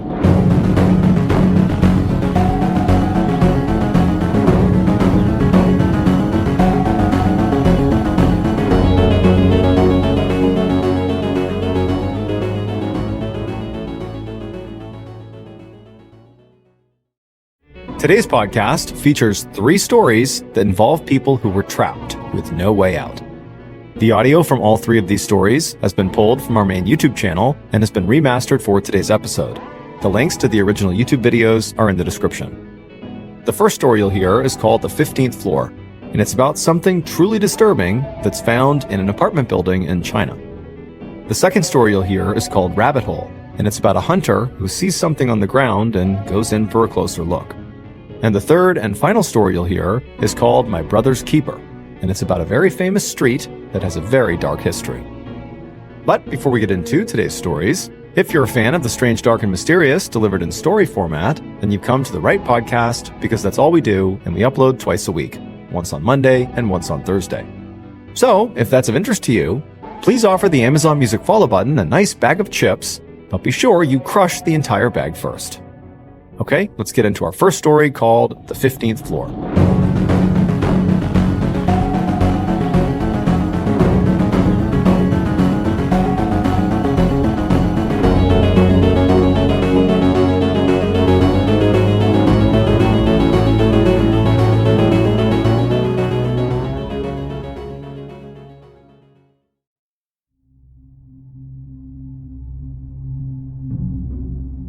By the beginning of 2016, everybody who lived in apartment building number 12 on Shanxi Road in the big Chinese city of Xi'an knew to stay away from the woman who lived at the end of the hall on the 15th floor. Now, they didn't know much about this woman, but what they did know about her was totally bizarre and kind of alarming. The woman, whose family name was Wu, but nobody actually knew this woman's individual name, was 43 years old and she lived alone. And from what residents could tell, nobody ever came to visit her, and she almost never left her apartment. But oftentimes, residents on the 15th floor could hear this woman talking to herself very animatedly inside of her apartment, and sometimes she'd even get into these big arguments with herself, where it was clear she was kind of playing the role of multiple personalities at once. But none of these things were the reason why people avoided her altogether. they avoided her because she seemed really dangerous. One day, a few months earlier, a teenage girl was walking down the hallway on the 15th floor, making her way towards her friend's apartment, when she passed by this woman's apartment door. And as soon as she walked past, the door to this woman's apartment flew open, and the woman rushed outside and began screaming incoherently. And so this teenage girl, she whips around and sees this woman, and instinctively, what this girl thought was, oh my goodness, this woman is being attacked. She's running away from somebody in her apartment or something. But then very quickly, it became apparent that this woman was not being attacked. She was attacking the teenage girl.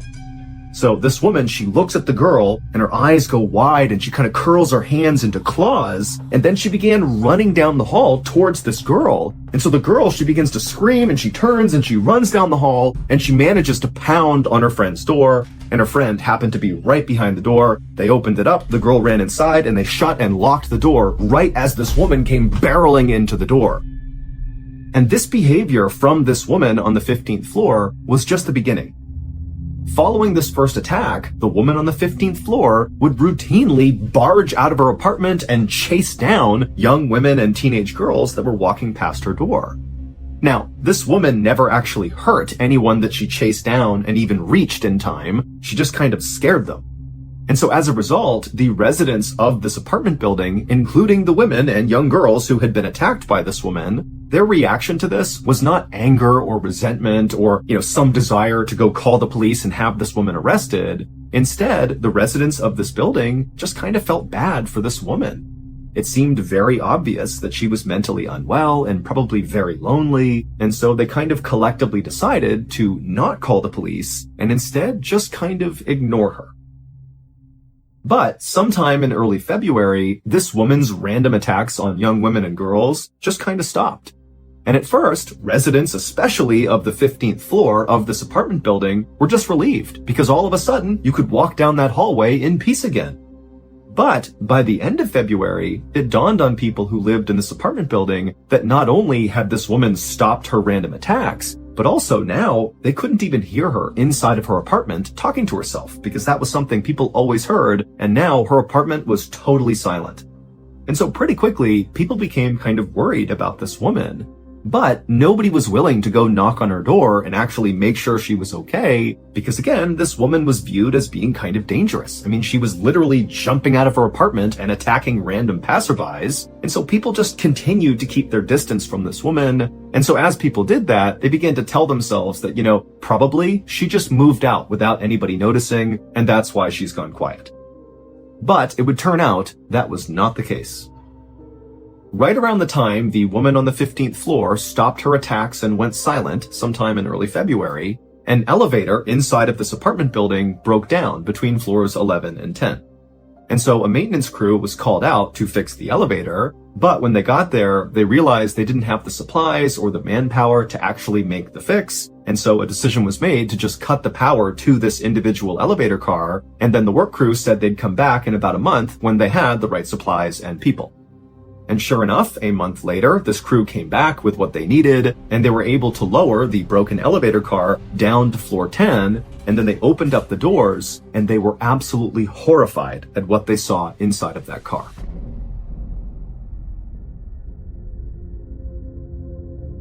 It's believed that shortly after this woman on the 15th floor had one of her outbreaks and chased someone down the hall, she got into the elevator and began traveling down. And when the elevator car got between floors 11 and 10, it came to a lurching stop. But for some reason, when this happened, the woman did nothing. She didn't yell for help, she didn't scream, she didn't pound on the doors, she didn't press any buttons. She just sat in the elevator car in absolute silence. And so eventually it was discovered that one of the elevator cars in this apartment building was broken, not because the woman had called out, but probably because someone had tried to hail the elevator and it didn't come down. And so that maintenance crew was called out, but they couldn't make the repair, and so they decided to cut the power to that car and come back in a month. Now, this elevator crew had no idea there was anybody inside the elevator car because, again, this woman who was trapped in there was totally silent throughout their attempts to try to fix the car. And so after these workers cut the power to this elevator car and left, this woman was doomed. This woman just sat in silence in this elevator car with no food and no water for several days until she died of dehydration, which is one of the most agonizing and slow ways to go. Now, at some point, this woman did attempt to free herself because there were scratch marks inside the elevator indicating that she had tried to claw her way out, and her hands were totally mutilated, suggesting she really had been clawing pretty hard, but that was the only time she tried to save herself. Otherwise, she just sat there and eventually died.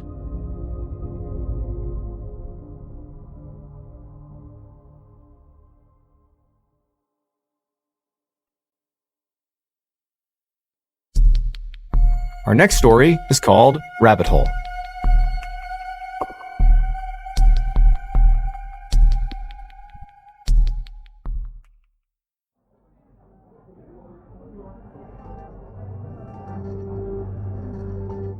On January 1st, 2015, a family in South Yorkshire, England, gathered at a restaurant for their annual New Year's Day lunch. But one member of this family who said they would be attending didn't show up. It was 50-year-old Stephen Winfrey, who was an unemployed, divorced father of two, who in recent years had become quite depressed. When they reached out to him on his phone and he didn't pick up, the family pretty quickly started to worry that something could have happened to him, that, perhaps he did something to harm himself given his mental state. But his sister, Nadine, who was at this lunch, she reassured the rest of the family that she had spoken to Stephen the night before, and he was in great spirits and had told her that his plan was to go rabbit hunting the next day on New Year's Day before heading over to the restaurant for lunch. And because Nadine knew that her brother recently had really taken a liking to rabbit hunting, it was one of the very few things that actually made him happy, she told the family, look, I bet you anything he just lost track of time and he will get here late, or maybe we won't see him at all, but at least he's out doing something that makes him happy. And so the family was reassured by this, and so they sat down at their table, they ordered their food, and the whole meal, everyone's kind of looking over at the front door, expecting Stephen to come strolling in at any minute. But when they finished up eating, he still had not arrived. And so as the family was getting ready to leave the restaurant and head back home, they all decided that, you know what, I'm sure Stephen is fine, he's doing something he loves, I'm sure he did just get carried away, and so we'll just wait for him to contact us. And so the family, they all leave the restaurant and they spend the rest of the day at their respective households. And then the following morning, they all get in touch with each other and they discover that still no one has seen or heard from Stephen. And so at this point, the family just felt like there was something off about this. And so they contacted the police and they reported him missing. As the police were getting ready to head out and begin looking for Stephen that day, they received a call. Stephen had been found.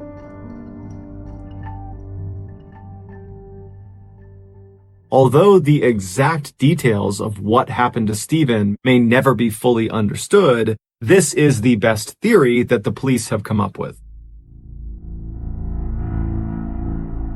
On New Year's Day, January 1st, the day Stephen was supposed to meet his family for lunch, he had gotten up early and headed out to a nearby forested park to do some rabbit hunting, just like he told his sister he would be. He had gone to the park with his dog and some ferrets. The way Stephen caught rabbits is he would release these ferrets into various rabbit holes, and then he would stand back with his rifle and he would wait for the ferret to run the rabbits out of their holes, out into the open, and then he would raise his rifle and shoot at the rabbits, and then his dog would run over and grab the rabbit and bring it back to him. And so all morning long, he was doing this with relative success, and then something happened to where Stephen decided he needed to actually look inside of one of these rabbit holes. Perhaps one of his ferrets got stuck, or one of the rabbits got stuck, but either way, he wanted to look into the opening of one of these rabbit holes. And so he walked over to it, and apparently he couldn't quite see whatever it was he wanted to see. And so he got down on his hands and knees and stuck his head into this rabbit hole opening. Now, these openings to these rabbit holes are pretty narrow, and so once he forced his head inside, it got stuck. He could not pull it out again. And so all around the outside of this hole where his head was stuck, there were these deep divots that his hands had obviously dug once he realized he was stuck, because he was trying to dig the entrance a little bit wider to get his head out. But as he was working really, really hard and laboring to kind of dig this hole out, he was burning up the very limited amount of oxygen that was inside of this hole. And so very quickly, as he was trying to save himself, he would have started to struggle breathing because there just wasn't enough air in this hole. And so when it became clear he was starting to suffocate, he abandoned the approach of trying to dig himself out and began trying to contort his body outside of the hole at really extreme angles to try to pop his head out, even if it meant breaking his neck in the process. But no matter how hard he tried, he just could not get his head out. The following day, January 2nd at 4 p.m., this is after Stephen has been reported missing, a person walking through that forested park, they found Stephen. They saw his body poking out of that hole at a really extreme angle, and so they called the police. The police showed up to the park, and they confirmed that Stephen was dead. He had suffocated. His death was not ruled a suicide. It was determined to be an accident. As for Stephen's dog and his ferrets, they were found near his body, and they were unhurt.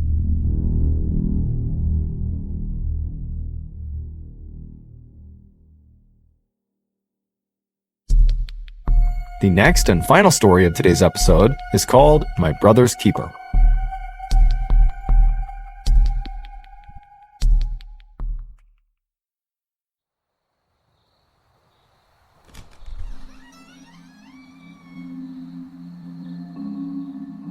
Just after midnight on March 9th, 1947, a man slipped out the front door of his 4-story brownstone mansion on New York City's iconic Fifth Avenue. The man was named Langley Collier. He was 61 years old, and he was a trained engineer. He was a very famous concert pianist, and he was very wealthy. But he didn't dress like he was wealthy. This night, Langley was going for an 8-mile walk to the south to Brooklyn, New York, where he was going to pick up a very specific thing that he needed for his older brother Homer, who was currently laid up in bed on the second floor of the mansion. It was a freezing cold night, and so as Langley walked along the road, he flipped up his collar of his very shabby wool coat that was held together by safety pins. Nowadays, Langley felt like the only time he was safe going outside was at night, because at nighttime he could kind of hide from the prying eyes of his neighbors or police officers or really anyone. It was the one time he could basically be invisible. And so Langley scurried his way down the dimly lit sidewalk, looking left and right constantly to make sure he wasn't being followed. And then finally at 2 a.m., he arrived at his destination in Brooklyn, a very particular set of dumpsters. And right away, Langley got to work. He went in that dumpster and he got the things he was looking for and then put them in his bag, slung it over his shoulder, and then began the long, slow walk back home.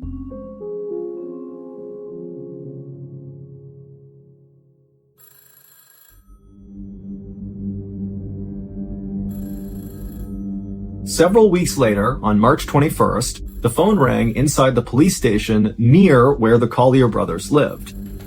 And so a sergeant picked up the phone, and on the other line was a guy who called himself Charles Smith, and in a very gruff voice, he told the sergeant that there was a dead body in the Collier brothers' mansion. Now, while of course this was a huge tip, the sergeant was skeptical because the police were aware of the fact that there were lots of rumors floating around about the Collier brothers. They were very eccentric. I mean, Langley's going out at night with a bag over his shoulder and going to look at dumpsters in Brooklyn. I mean, they were also kind of reclusive, and the windows outside of their mansion were boarded up with wood and metal. And so people were kind of on edge about the Collier brothers, and periodically, when they heard rumors about them, they would call the police and report it. And so the police were used to getting these rumor calls, going and checking it out, only to discover that they were not true. And so this sergeant said to Charles Smith, well, how do you know there's a dead body inside the mansion? But the caller simply didn't answer and hung up.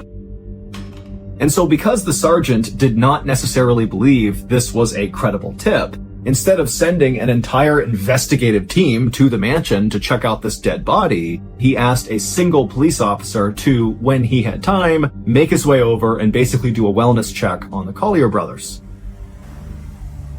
And so later that day, this one lone police officer showed up to the Collier brothers' mansion. He got out of his cruiser and he just stopped and looked at the brownstone mansion.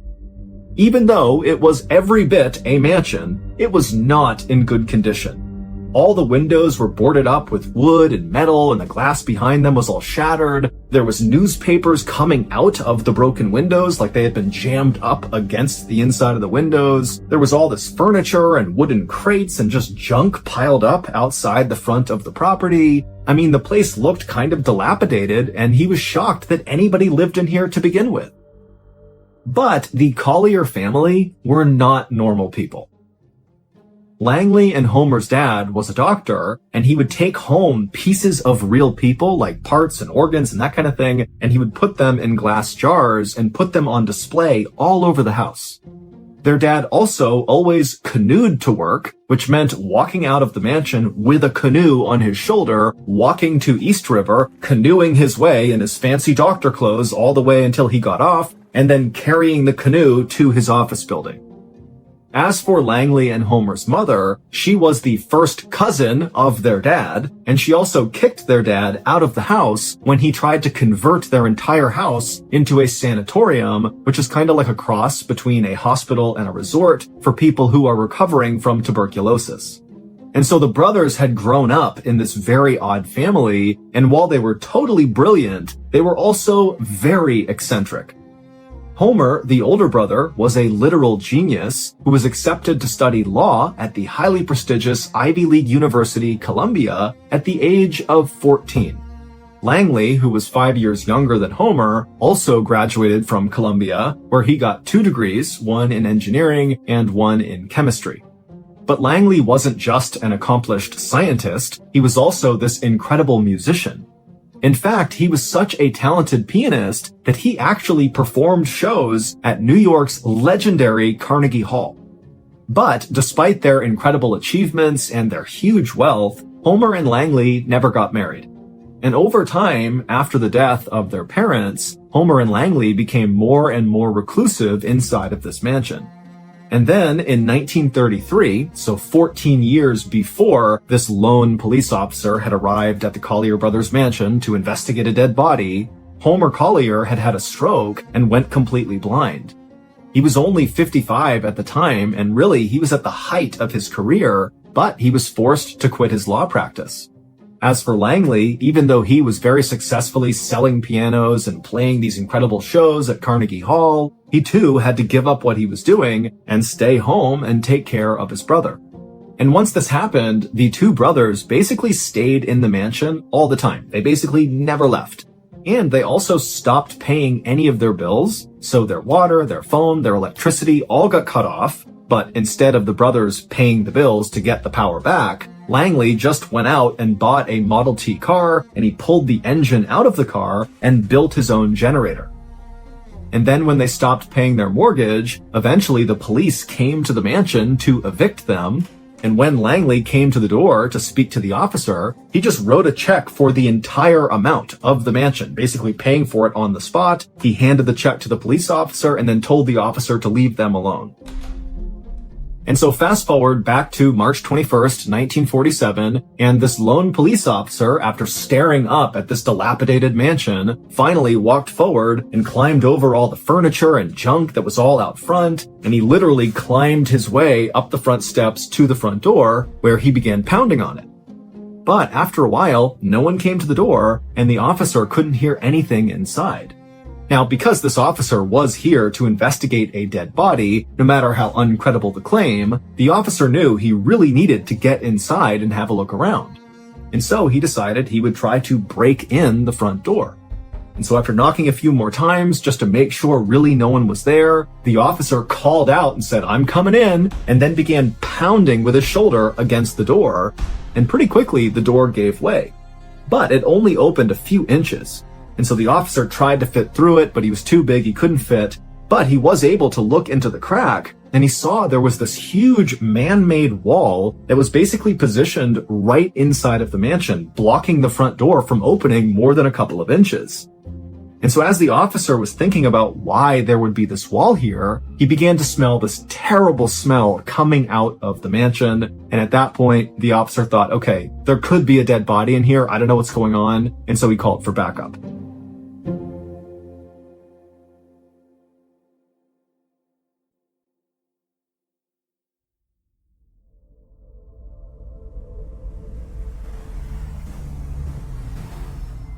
When backup arrived, the group of officers attempted to smash the front door in together. All 7 of them are ramming against this door, but they could not break down the man-made wall inside. And so ultimately, the police got a ladder and they lined it up on the side of the property, and one of the officers was able to climb up to the 2nd floor, break a window, and climb in that way.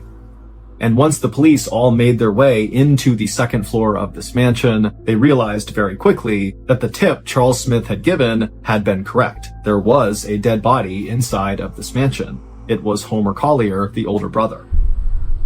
He was seated in a chair in this alcove on the 2nd floor. He only had on this ragged bathrobe, and he was kind of slouched forward with his head resting on his knee with all these orange peels all around him. The coroner would ultimately determine that Homer likely had been dead for about 10 hours. As for Langley Collier, despite looking around the mansion for him, they couldn't find him. It was like he had just vanished into thin air. And so pretty quickly, the police became suspicious of Langley because they couldn't find him, and they began to think, maybe he had something to do with his brother's death, and that's why he's not here now. In fact, maybe it was Langley who called in the tip as Charles Smith out on the road somewhere after he'd run away. So the police posted an officer at the Collier brothers' mansion. Basically, his job was to stay there in case Langley came back at any time. He could be detained. And then also the police put out a 9-state alarm. Basically, all the states around New York were told to keep an eye out for Langley because he was wanted for questioning in connection to his brother's death. And so as police agencies all across the East Coast searched for Langley, largely in vain, detectives in New York continued to search the Collier brothers' mansion to find clues that might shed some light about where Langley went and what role he might have played in Homer's death. And on April 8th, 1947, so 18 days after Homer was first discovered, the police would finally find that big clue that would break the case wide open.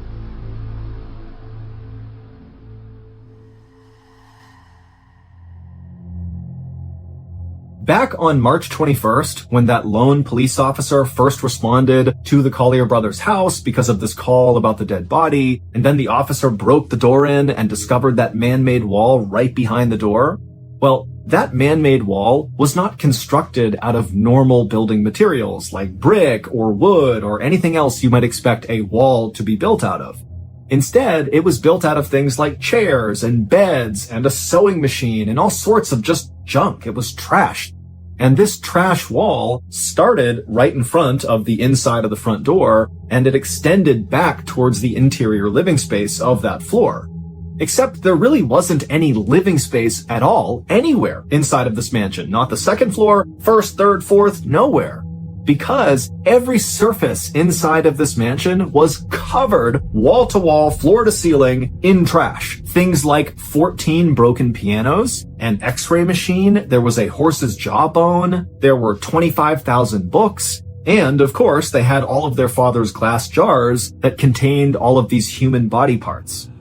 And over the years, the Collier brothers had apparently begun to think that their neighbors and random passerbys out on the street would someday break into their mansion and steal these treasures from their home. For reference, the Collier brothers did have real treasure in their house. They had tons of cash, they had jewelry, they had real valuables. But to them, that wasn't the real treasure. The real treasure were the things they pulled out of the dumpsters all around the city. And so that was the stuff they were worried about getting stolen from random people outside. And so they had begun fortifying the inside of this mansion to protect themselves when inevitably these people began breaking in. And so basically the inside of their mansion had not just been turned into a big trash pile, but instead they had created all these sophisticated tunnels through all the trash that was everywhere. And lining these tunnels and all these special alleyways they had built were real booby traps. And it was when the police were inspecting one of these tunnels with booby traps in it that they discovered the big clue that broke the case wide open.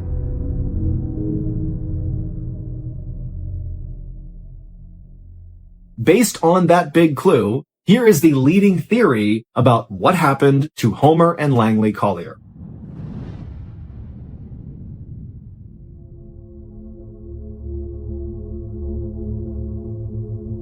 back on March 9th, 1947, so the night that Langley had snuck out the front door in the middle of the night with his shabby clothes on and headed to Brooklyn, where he went dumpster diving, well, he wasn't just dumpster diving to find new treasures to bring back to the mansion to stuff inside. Instead, he was actually looking for something really specific for his brother.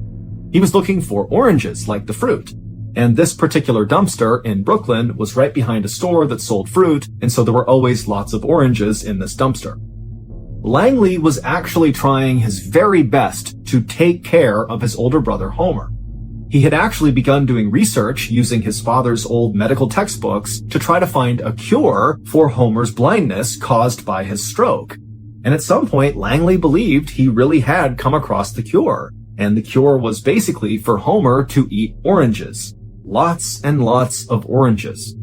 And in fact, over the last several weeks before this night, Langley had already made this change in Homer's diet. He only fed him oranges for every single meal.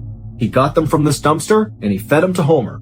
And Homer, he too believed this cure was going to work, and so he ate the oranges without question. And so back on March 9th, after Langley had gathered up the oranges from inside this dumpster, slung it on his shoulder, and walked back to his mansion, he maneuvered his way through the crack in the front door because he was super skinny. He was able to barely get through. And then once he was inside the mansion and shut the door behind him, he maneuvered his way up to the second floor. And then he began the most dangerous part of his journey from one side of the second floor to the other where Homer was.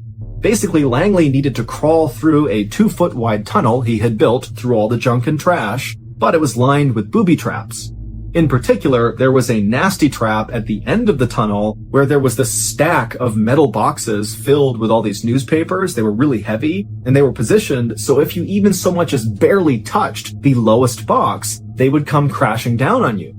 Now, Langley had made this journey countless times. This is how he went to see his brother every single day as he went through this tunnel. But on this day, as he low-crawled his way through the tight tunnel in the trash, he accidentally knocked the lowest metal box. The boxes tumbled down on him and pinned him to the ground. Now, these boxes were very heavy, but they were not heavy enough to kill someone. It would just pin them down. It would be impossible to get out from under them. And so Langley, very likely, after getting trapped, called out for his brother, Homer, who was actually only 10 feet away from him. But Homer was blind, he was sick, he had absolutely no energy because all he ate was oranges and it was basically killing him. And so he couldn't even get out of his chair, let alone go save his brother. And so for several agonizing hours, Langley likely yelled for his brother until the weight of all these boxes did crush him to death. And then Homer was left all alone in this house where no one knew he needed help and no one could even get to him if they wanted to. And so he was doomed. And so for 2 weeks, Homer just sat in this chair, starving to death, while he likely listened to the sound of rats eating his brother's body. The big clue that the police found that broke this case wide open is they actually spotted Langley's white foot bone that had been picked clean by the rats jutting up out of this trash tunnel 10 feet away from Homer. When the police had first searched the mansion, it was so full of stuff that they never saw this bone. It just kind of blended in. But 18 days after finding Homer, they realized Langley was right there. There was a skeleton. As for the Charles Smith tipster that police thought had to be Langley calling in after he had murdered his brother, well, it wasn't Langley because Langley was dead at the time this tip came in. And so Charles Smith was a real person who very likely just walked past the mansion and he probably caught a whiff of the smell of rotting dead bodies, and so he called it in. 4 months after Homer and Langley were found dead inside of their maze of trash, their mansion was declared a fire hazard and demolished. Today, there is a small park called the Collier Brothers Park, and it's filled with nothing but a couple of trees and a bench.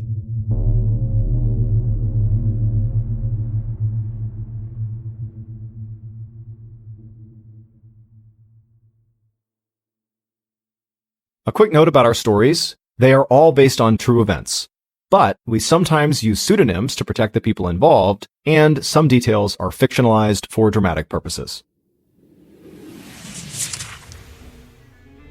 Thank you for listening to the MrBallen Podcast. If you enjoyed today's story and you're looking for more bone-chilling content, be sure to check out all of our studio's podcasts. There's this one, the MrBallen Podcast, as well as MrBallen's Medical Mysteries, Bedtime Stories, Wartime Stories, Run Fool, Redacted, Late Nights with Nexpo, and A Twist of History. All you have to do is search for Ballen Studios wherever you get your podcasts.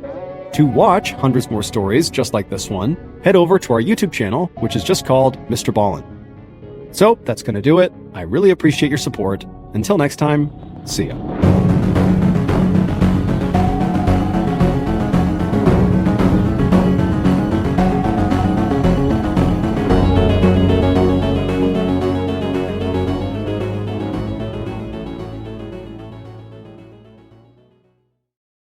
Hello fans of the strange, dark, and mysterious. I'm here today to tell you all about what it actually means now that we've moved over to the SiriusXM family. Big picture, it means we are going to make more content for you. Right now, you get one YouTube video a week on Saturday. Well, what we're going to do now is we're going to have the Saturday upload be the same, but then also the MrBallen Podcast. Well, we've begun already filming those episodes like a YouTube video. So that's a second piece of content every week.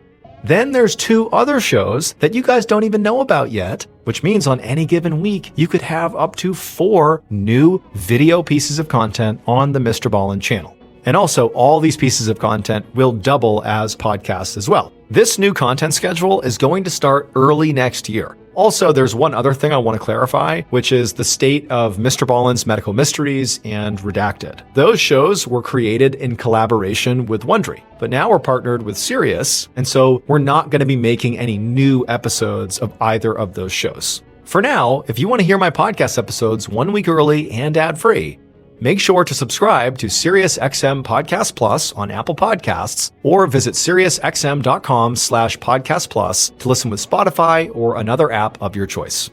Keep on the lookout for more announcements in the coming weeks. Thank you.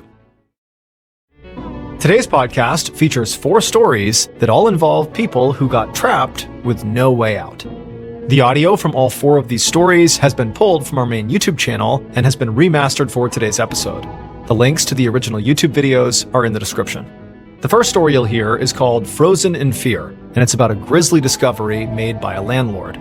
The second story you'll hear is called Runaway, and it's about a runaway teenage boy who's later spotted on CCTV footage. The third story you'll hear is called Balloon, and it's about a fun tourist attraction that becomes a death trap. And the fourth and final story you'll hear is called The Package, and it's about the dangers of old elevators.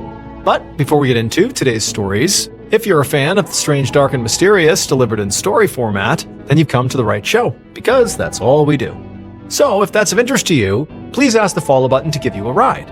And then when they say okay, sit directly behind them and repeatedly kick their seat and ask them over and over again, are we there yet? Okay, let's get into our first story called Frozen in Fear.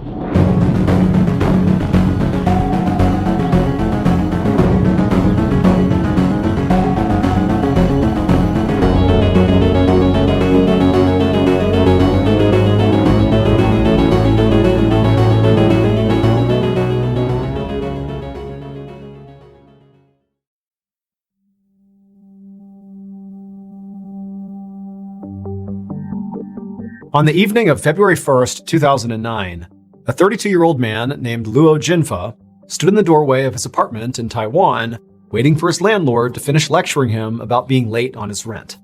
Luo had just moved into this apartment 2 months earlier in December, and this was not a very nice apartment. It was a cramped downstairs unit with no air conditioning, so it was really sweaty and awful in there most of the time, but it was all Luo could afford. He wasn't working right now and knew this was the best he was going to get. As the landlord continued to berate Luo about how he was totally within his rights to evict Luo if he didn't pay him, how he'd already given Luo an extension, and what's going on here, you gotta get your act together. As all that was happening, Luo just was totally quiet and just was waiting for the landlord to be quiet. Because at this point, Luo didn't really care about the rent side of this discussion. He just wanted his landlord to be quiet so he could ask him a very strange but important question. And finally, after about 5 minutes of the landlord just ranting, the landlord stopped for a second to try to calculate how much interest he could potentially charge Luo. And as the landlord began scribbling notes on his notepad, Luo saw his opportunity. And he said, "Excuse me, I don't mean to interrupt, but I actually need to ask you something." And the landlord was sort of caught off guard by the way Luo was approaching him.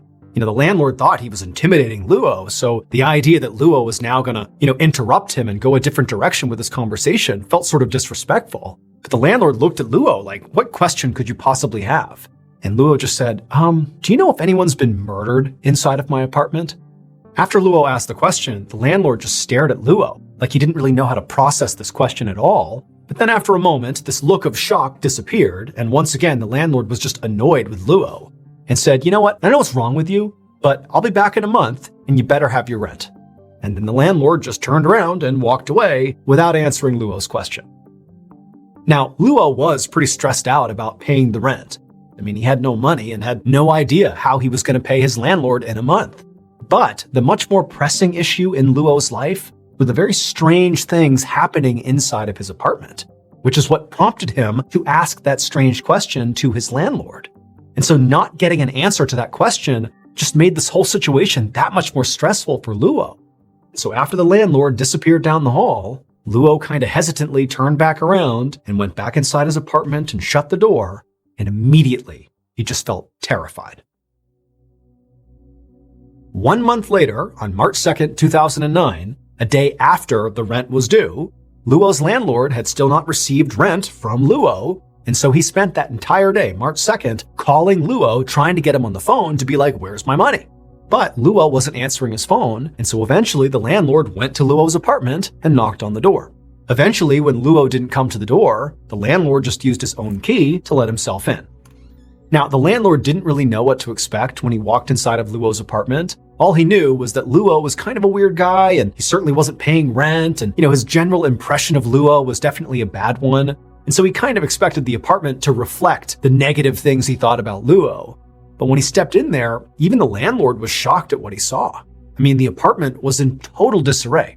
Furniture was all over the place and stacked up against the walls in weird arrangements, and there were all these bottles of empty alcohol all over the place. There was a freezer that Luo had moved to the middle of the living room floor. The place just was a total mess and just kind of all over the place.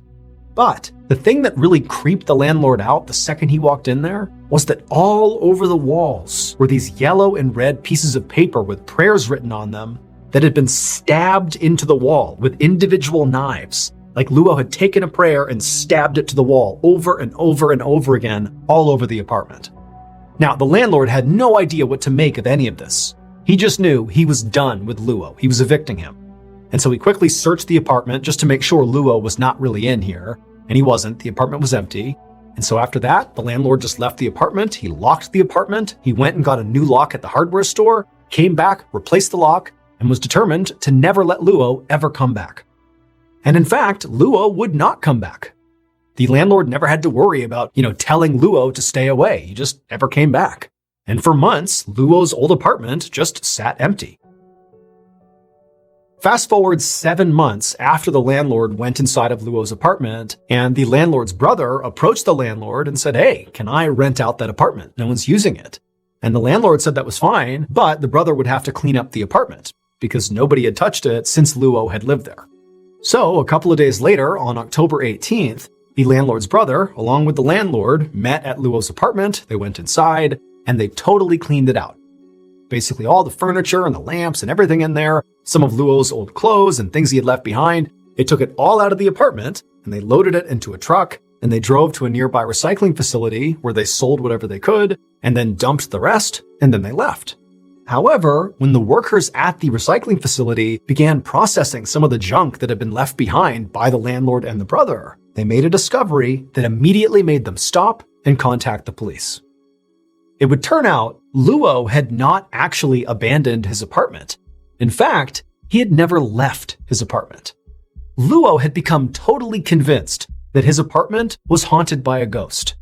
At night, he would hear walking around above him, even though he knew nobody actually occupied the apartment right above him, and so the footsteps didn't make any sense. And then sometimes he would claim that he would see these shadowy figures wandering around inside of his apartment.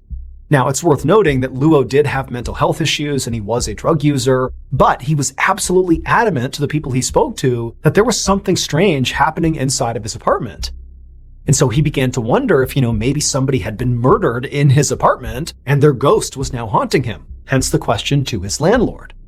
And so this haunting, or whatever it was, just continued night after night, day after day for Luo, and it was driving him absolutely mad. But Luo discovered there was actually one place he could go in his apartment that would sort of protect him from whatever was happening inside of there. And that was to lock himself inside of his bedroom. However, his bedroom was not a real room. His bedroom was that big freezer the landlord found sitting in the middle of his living room. Luo had been climbing in there and shutting it to protect himself from this entity at night. But he would always prop the lid open just enough so that air could come in and out of there because it was airtight. However, shortly after Luo's conversation with his landlord about being late on rent, Luo had gone back inside his apartment, gotten really drunk, climbed inside of his bedroom, shut the lid, and forgot to prop it open. And so as he lay there, he slowly suffocated to death because there wasn't any circulation. And after he died inside of his freezer, nobody found him. And then 7 months later, after Luo's landlord and his brother emptied out Luo's apartment, they brought that freezer along with everything else to the recycling facility where the workers there would open up the freezer and they would find Luo.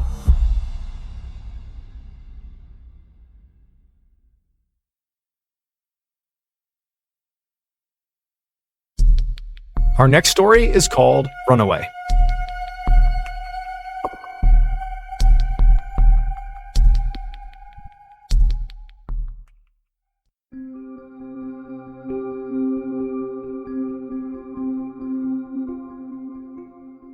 On December 20th, 2019, 14-year-old Harley Dilly was on his way to school.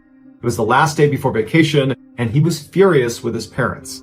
The night before, he had gotten into a huge fight with them, and as punishment, they had confiscated his phone.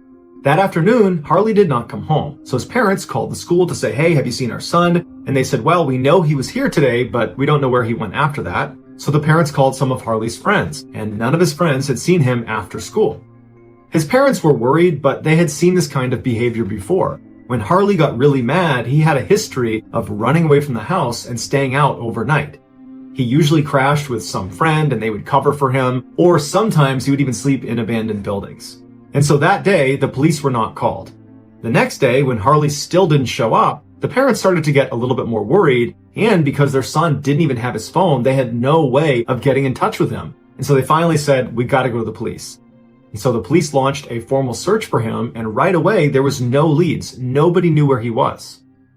Weeks went by, and the family was putting up posters all over town, telling their son that "You're not in trouble, please come home." And everybody in the community is out there looking for Harley, but there was just no sign of him. Finally, almost a month after he had gone missing, the police received a tip. The house across the street from Harley's house was a vacant home because the owners were actually renovating the property, so they weren't living there. But they had cameras set up on the outside, and one of their cameras, when they reviewed it, picked up Harley walking towards their property on the day he went missing. And so the police show up at this property, the owners show up, they give them the key, the police go inside, they're yelling for Harley, they check all the doors and all the windows, and everything is locked, there's no sign of a break-in. They go upstairs, and in one of the bedrooms, they see there's a jacket lying on the ground, and it would turn out to be Harley's. It was the same one he had on when he went missing. And next to the jacket on the ground is this weird metal plate. And so after seeing this, the police believe Harley must be up on the second floor somewhere. He must have been hiding out in this vacant house the whole time. They don't know how he got in, but clearly this is his stuff. And so they start yelling for him and walking around the second floor, and it's silence. There's no sign of Harley. And so they go back in the room where his jacket and this plate is, and they look up on the wall, and pretty high up, there's a hole in the wall. And it looks to be about the same size as this metal plate, and they realize this plate is actually a vent cover, and that is a vent. Suddenly, police believe this could be a lot more sinister, that perhaps someone had harmed Harley and then taken evidence and stuffed it into a vent inside of a vacant house. So one of the officers gets a stool, they put it in front of this vent, they climb on top and they reach in to feel around for more evidence. And as soon as they reach in, they touch something and they pull their hand back out and they say, "There's a person in there." And it would turn out the person inside of there was Harley and he was deceased. Although no one knows exactly what happened to Harley, the leading theory is he climbed onto the roof of this vacant home on the day he went missing. And he looked down the chimney. There was no cap on it. And from his perspective, it looked like he'd be able to fit all the way down to the bottom. But what he didn't know was this chimney was wider at the top. And then as it went down, it got narrower and narrower and narrower. And in fact, the most narrow section towards the lower half He never could have got through. This was an impossible thing he was trying to do. But regardless, he went in feet first and he began making his way down, and then about the halfway point, he started to get stuck. And he believed it was because of his big, bulky jacket. And as it happened, he was right in front of this hole in the wall, which was the vent, and so he managed to punch the metal plate off of the vent. He got his jacket off, and he forced it through this hole, thinking that would give him a little bit more room. And it did. He began to sink a little bit further, and then he decides to put both arms over his head to try to make himself as narrow as possible. And it works. He starts to move down, but at some point, he gets completely stuck. And he's struggling to breathe because the chimney is tight on his chest, and he's got his arms over his head, and he's starting to panic, and he lets out a scream. But as soon as he does that, the air coming out of his lungs causes his chest to compress, and he sinks just a little bit lower into that tight section of the chimney. And as soon as he comes to a stop, he tries to breathe back in again, but his chest can no longer expand to its full size, so he can't get a full breath. And so over and over and over again, as he's screaming and yelling for help, he's compressing his chest and sinking farther and farther into this inescapable trap until he reaches a point where he cannot go any lower, and his chest is crushed by the chimney. He can barely catch his breath. His arms are stuck over his head and his feet are dangling off the ground, and that is how he would stay until he suffocated to death.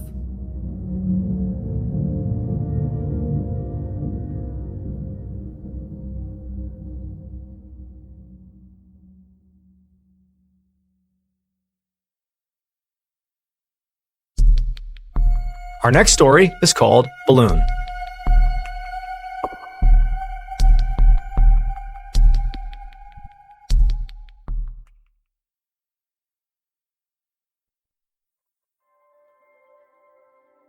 On July 30th, 2016, Janice Stewart was at home in College Station, Texas, preparing for a wedding she was going to be photographing the following week.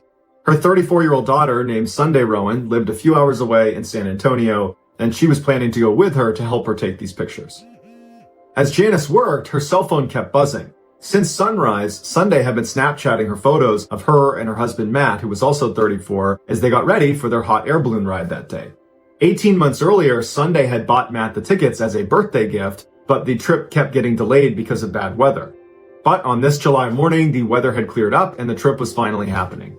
Sunday and Matt often sought adventure to balance the demands of their jobs. Matt was the chief of clinical trials at the Brooke Army Medical Center in San Antonio and was a rising star in the field of burn research.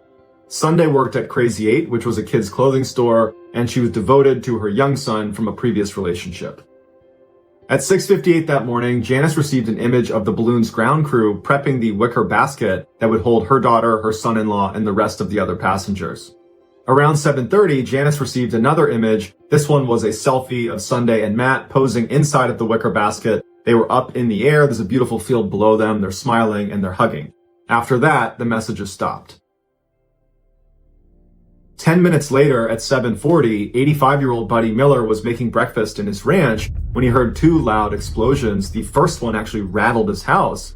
When he looked out the window, he saw this massive plume of black smoke on another rancher's land off in the distance.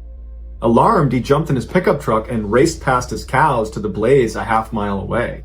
Commotion like this rarely occurred in Maxwell, Texas, a quiet, rural community about 40 miles south of Austin.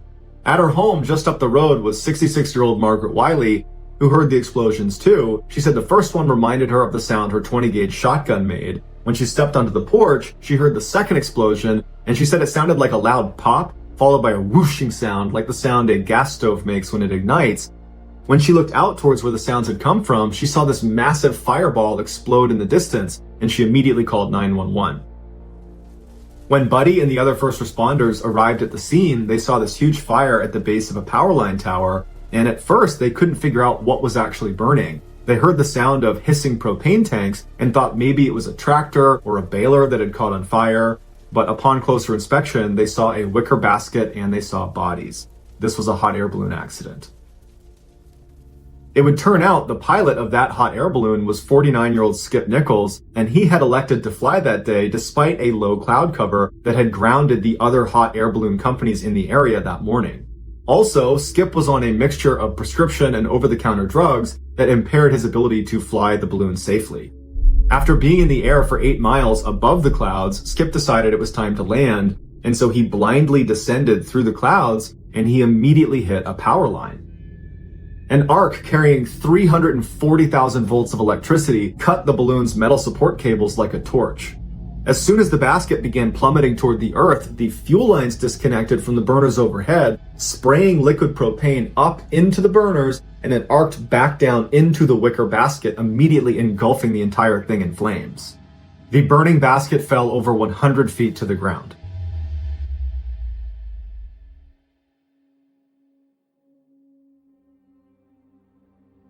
By 10 a.m. that morning, Janice had still not heard from her daughter after that last text she sent, which included the picture of her and Matt, that selfie image up in the balloon, and Janice was concerned that something had gone wrong. So she turned on the TV, and the first thing she sees is hot air balloon crash in Texas, no survivors. And on the screen, she immediately recognized the smiley face that was on the balloon that had crashed because she recognized it from the images her daughter had sent her.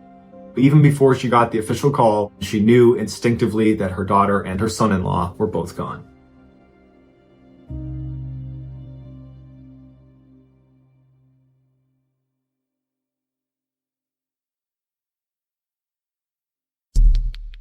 The next and final story of today's episode is called The Package.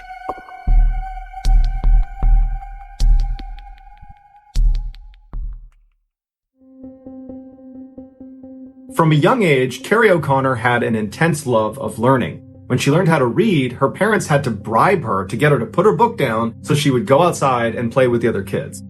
While Carrie loved to learn about all things, her favorite subject was French culture. And so she began devouring all things French, and then in middle school she began studying the language, and by high school she was nearly fluent and taking college-level French courses.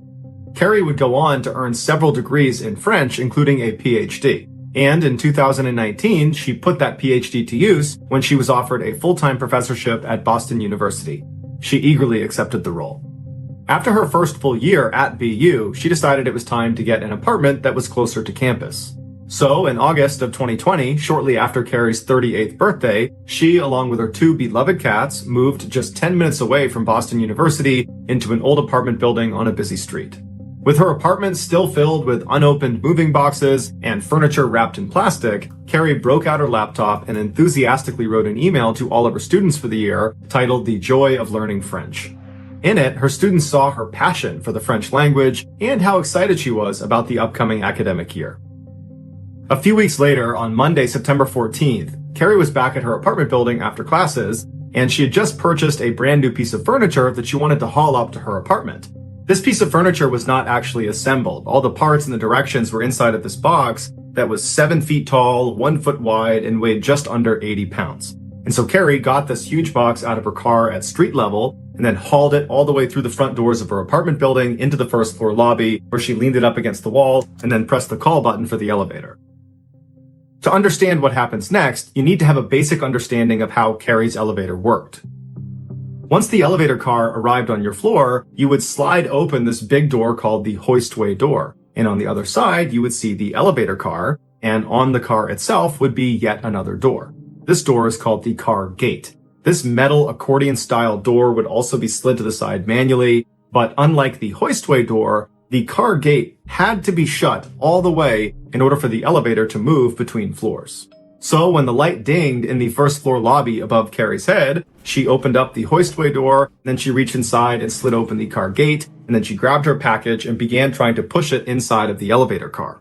The only way it looked like she could fit this huge package inside of the elevator was if she got it in there at an angle standing up. But no matter how hard she pushed and pulled on it, she just could not get it to go inside. And so while Carrie's doing this, another tenant happened to walk in the front doors of the apartment building, and they saw Carrie struggling, and at first he just walked past Carrie and started going up the stairs towards his own apartment, but he stopped and he turned, and he just said to Carrie, "Hey, I don't think it's a good idea to keep doing what you're doing. That package looks like it's too heavy to be on that elevator. The elevator's really old, and you might trip a sensor, and it might start moving before you're ready. You know, we've had problems with that elevator before. It's just not worth the risk." And so Carrie, who's already pretty committed to doing this, she hesitates for a second and just kind of looks at her package. Then she looks up at the guy and says, "You know what? I'm just going to try one more time to get it inside the elevator." And so Carrie goes back to trying to get it on, and this other tenant hesitates for a second and then decides, okay, I'll help her do it. And so he goes down and he holds open the hoistway door with his hand, and Carrie goes inside of the elevator car and she uses her hip to keep open the car gate. And the two of them begin pushing and pulling, and finally they're able to wedge this package at an angle inside of the elevator car. And so Carrie thanks the guy and he says no problem. He turns and walks up the stairs and he disappears. Once he was gone, Carrie didn't press any of the floor buttons. Instead, she tried to close the car gate over the top of her package. But at the same time, a maintenance worker in the floor below her, which was the basement, hit the call button for the elevator. Unbeknownst to Carrie, the top of her huge package, when they wedged it inside, had pressed up against the sensor at the top of the door frame that registers when the car gate has shut. And so when the maintenance worker pressed the call button, because that package was pressing on the sensor, it tricked the elevator into thinking the gate was shut and secured, and now it was time to move. And so the car began to go down, but it only made it a couple of feet before the movement caused the package to slip off of the sensor, causing the elevator to stop. Carrie was most likely very confused how this car would have moved, considering the car gate was still wide open, but she had bigger problems. She was now trapped between the first floor lobby and the basement. But she didn't panic. Instead, she decided she would just get her package back inside the elevator car, and then she would figure out what to do next. The package, when it came off that sensor, had fallen forward and was basically jutting out of the elevator. So the top half of it was in the first floor lobby, propped up against the floor of the first floor lobby. And so Carrie turned around so her back was facing outside of the elevator, and she got down in a squatting position underneath her package, so her shoulder was up against the package, and then she began pressing it up as hard as she could until she managed to press the package back inside of the car. But again, the top of that package made contact with that sensor that registers whether that gate is shut, and so believing it was shut and secure, the elevator began moving down again. And this time, Carrie, whose back is to the opening of the elevator, she lost her balance and fell backwards out of the elevator into that narrow space between the outside of the elevator and the inside of the elevator shaft. Now, if the elevator had not been moving, she probably could have just crawled back up into the elevator, but unfortunately, her package this time did not slip off the sensor. And so the elevator still believed the gate was shut, and so it kept on moving down. And so as soon as Carrie fell into this narrow space, the movement of the elevator would have kind of sucked her up into that space, crushing her up against the inside of the elevator shaft wall as the car forces its way down past her towards the basement. But the car doesn't even get to the basement. It stops once Carrie is pinned perfectly between the elevator and the elevator shaft walls. When the fire department finally arrived, it was too late. Carrie was already deceased.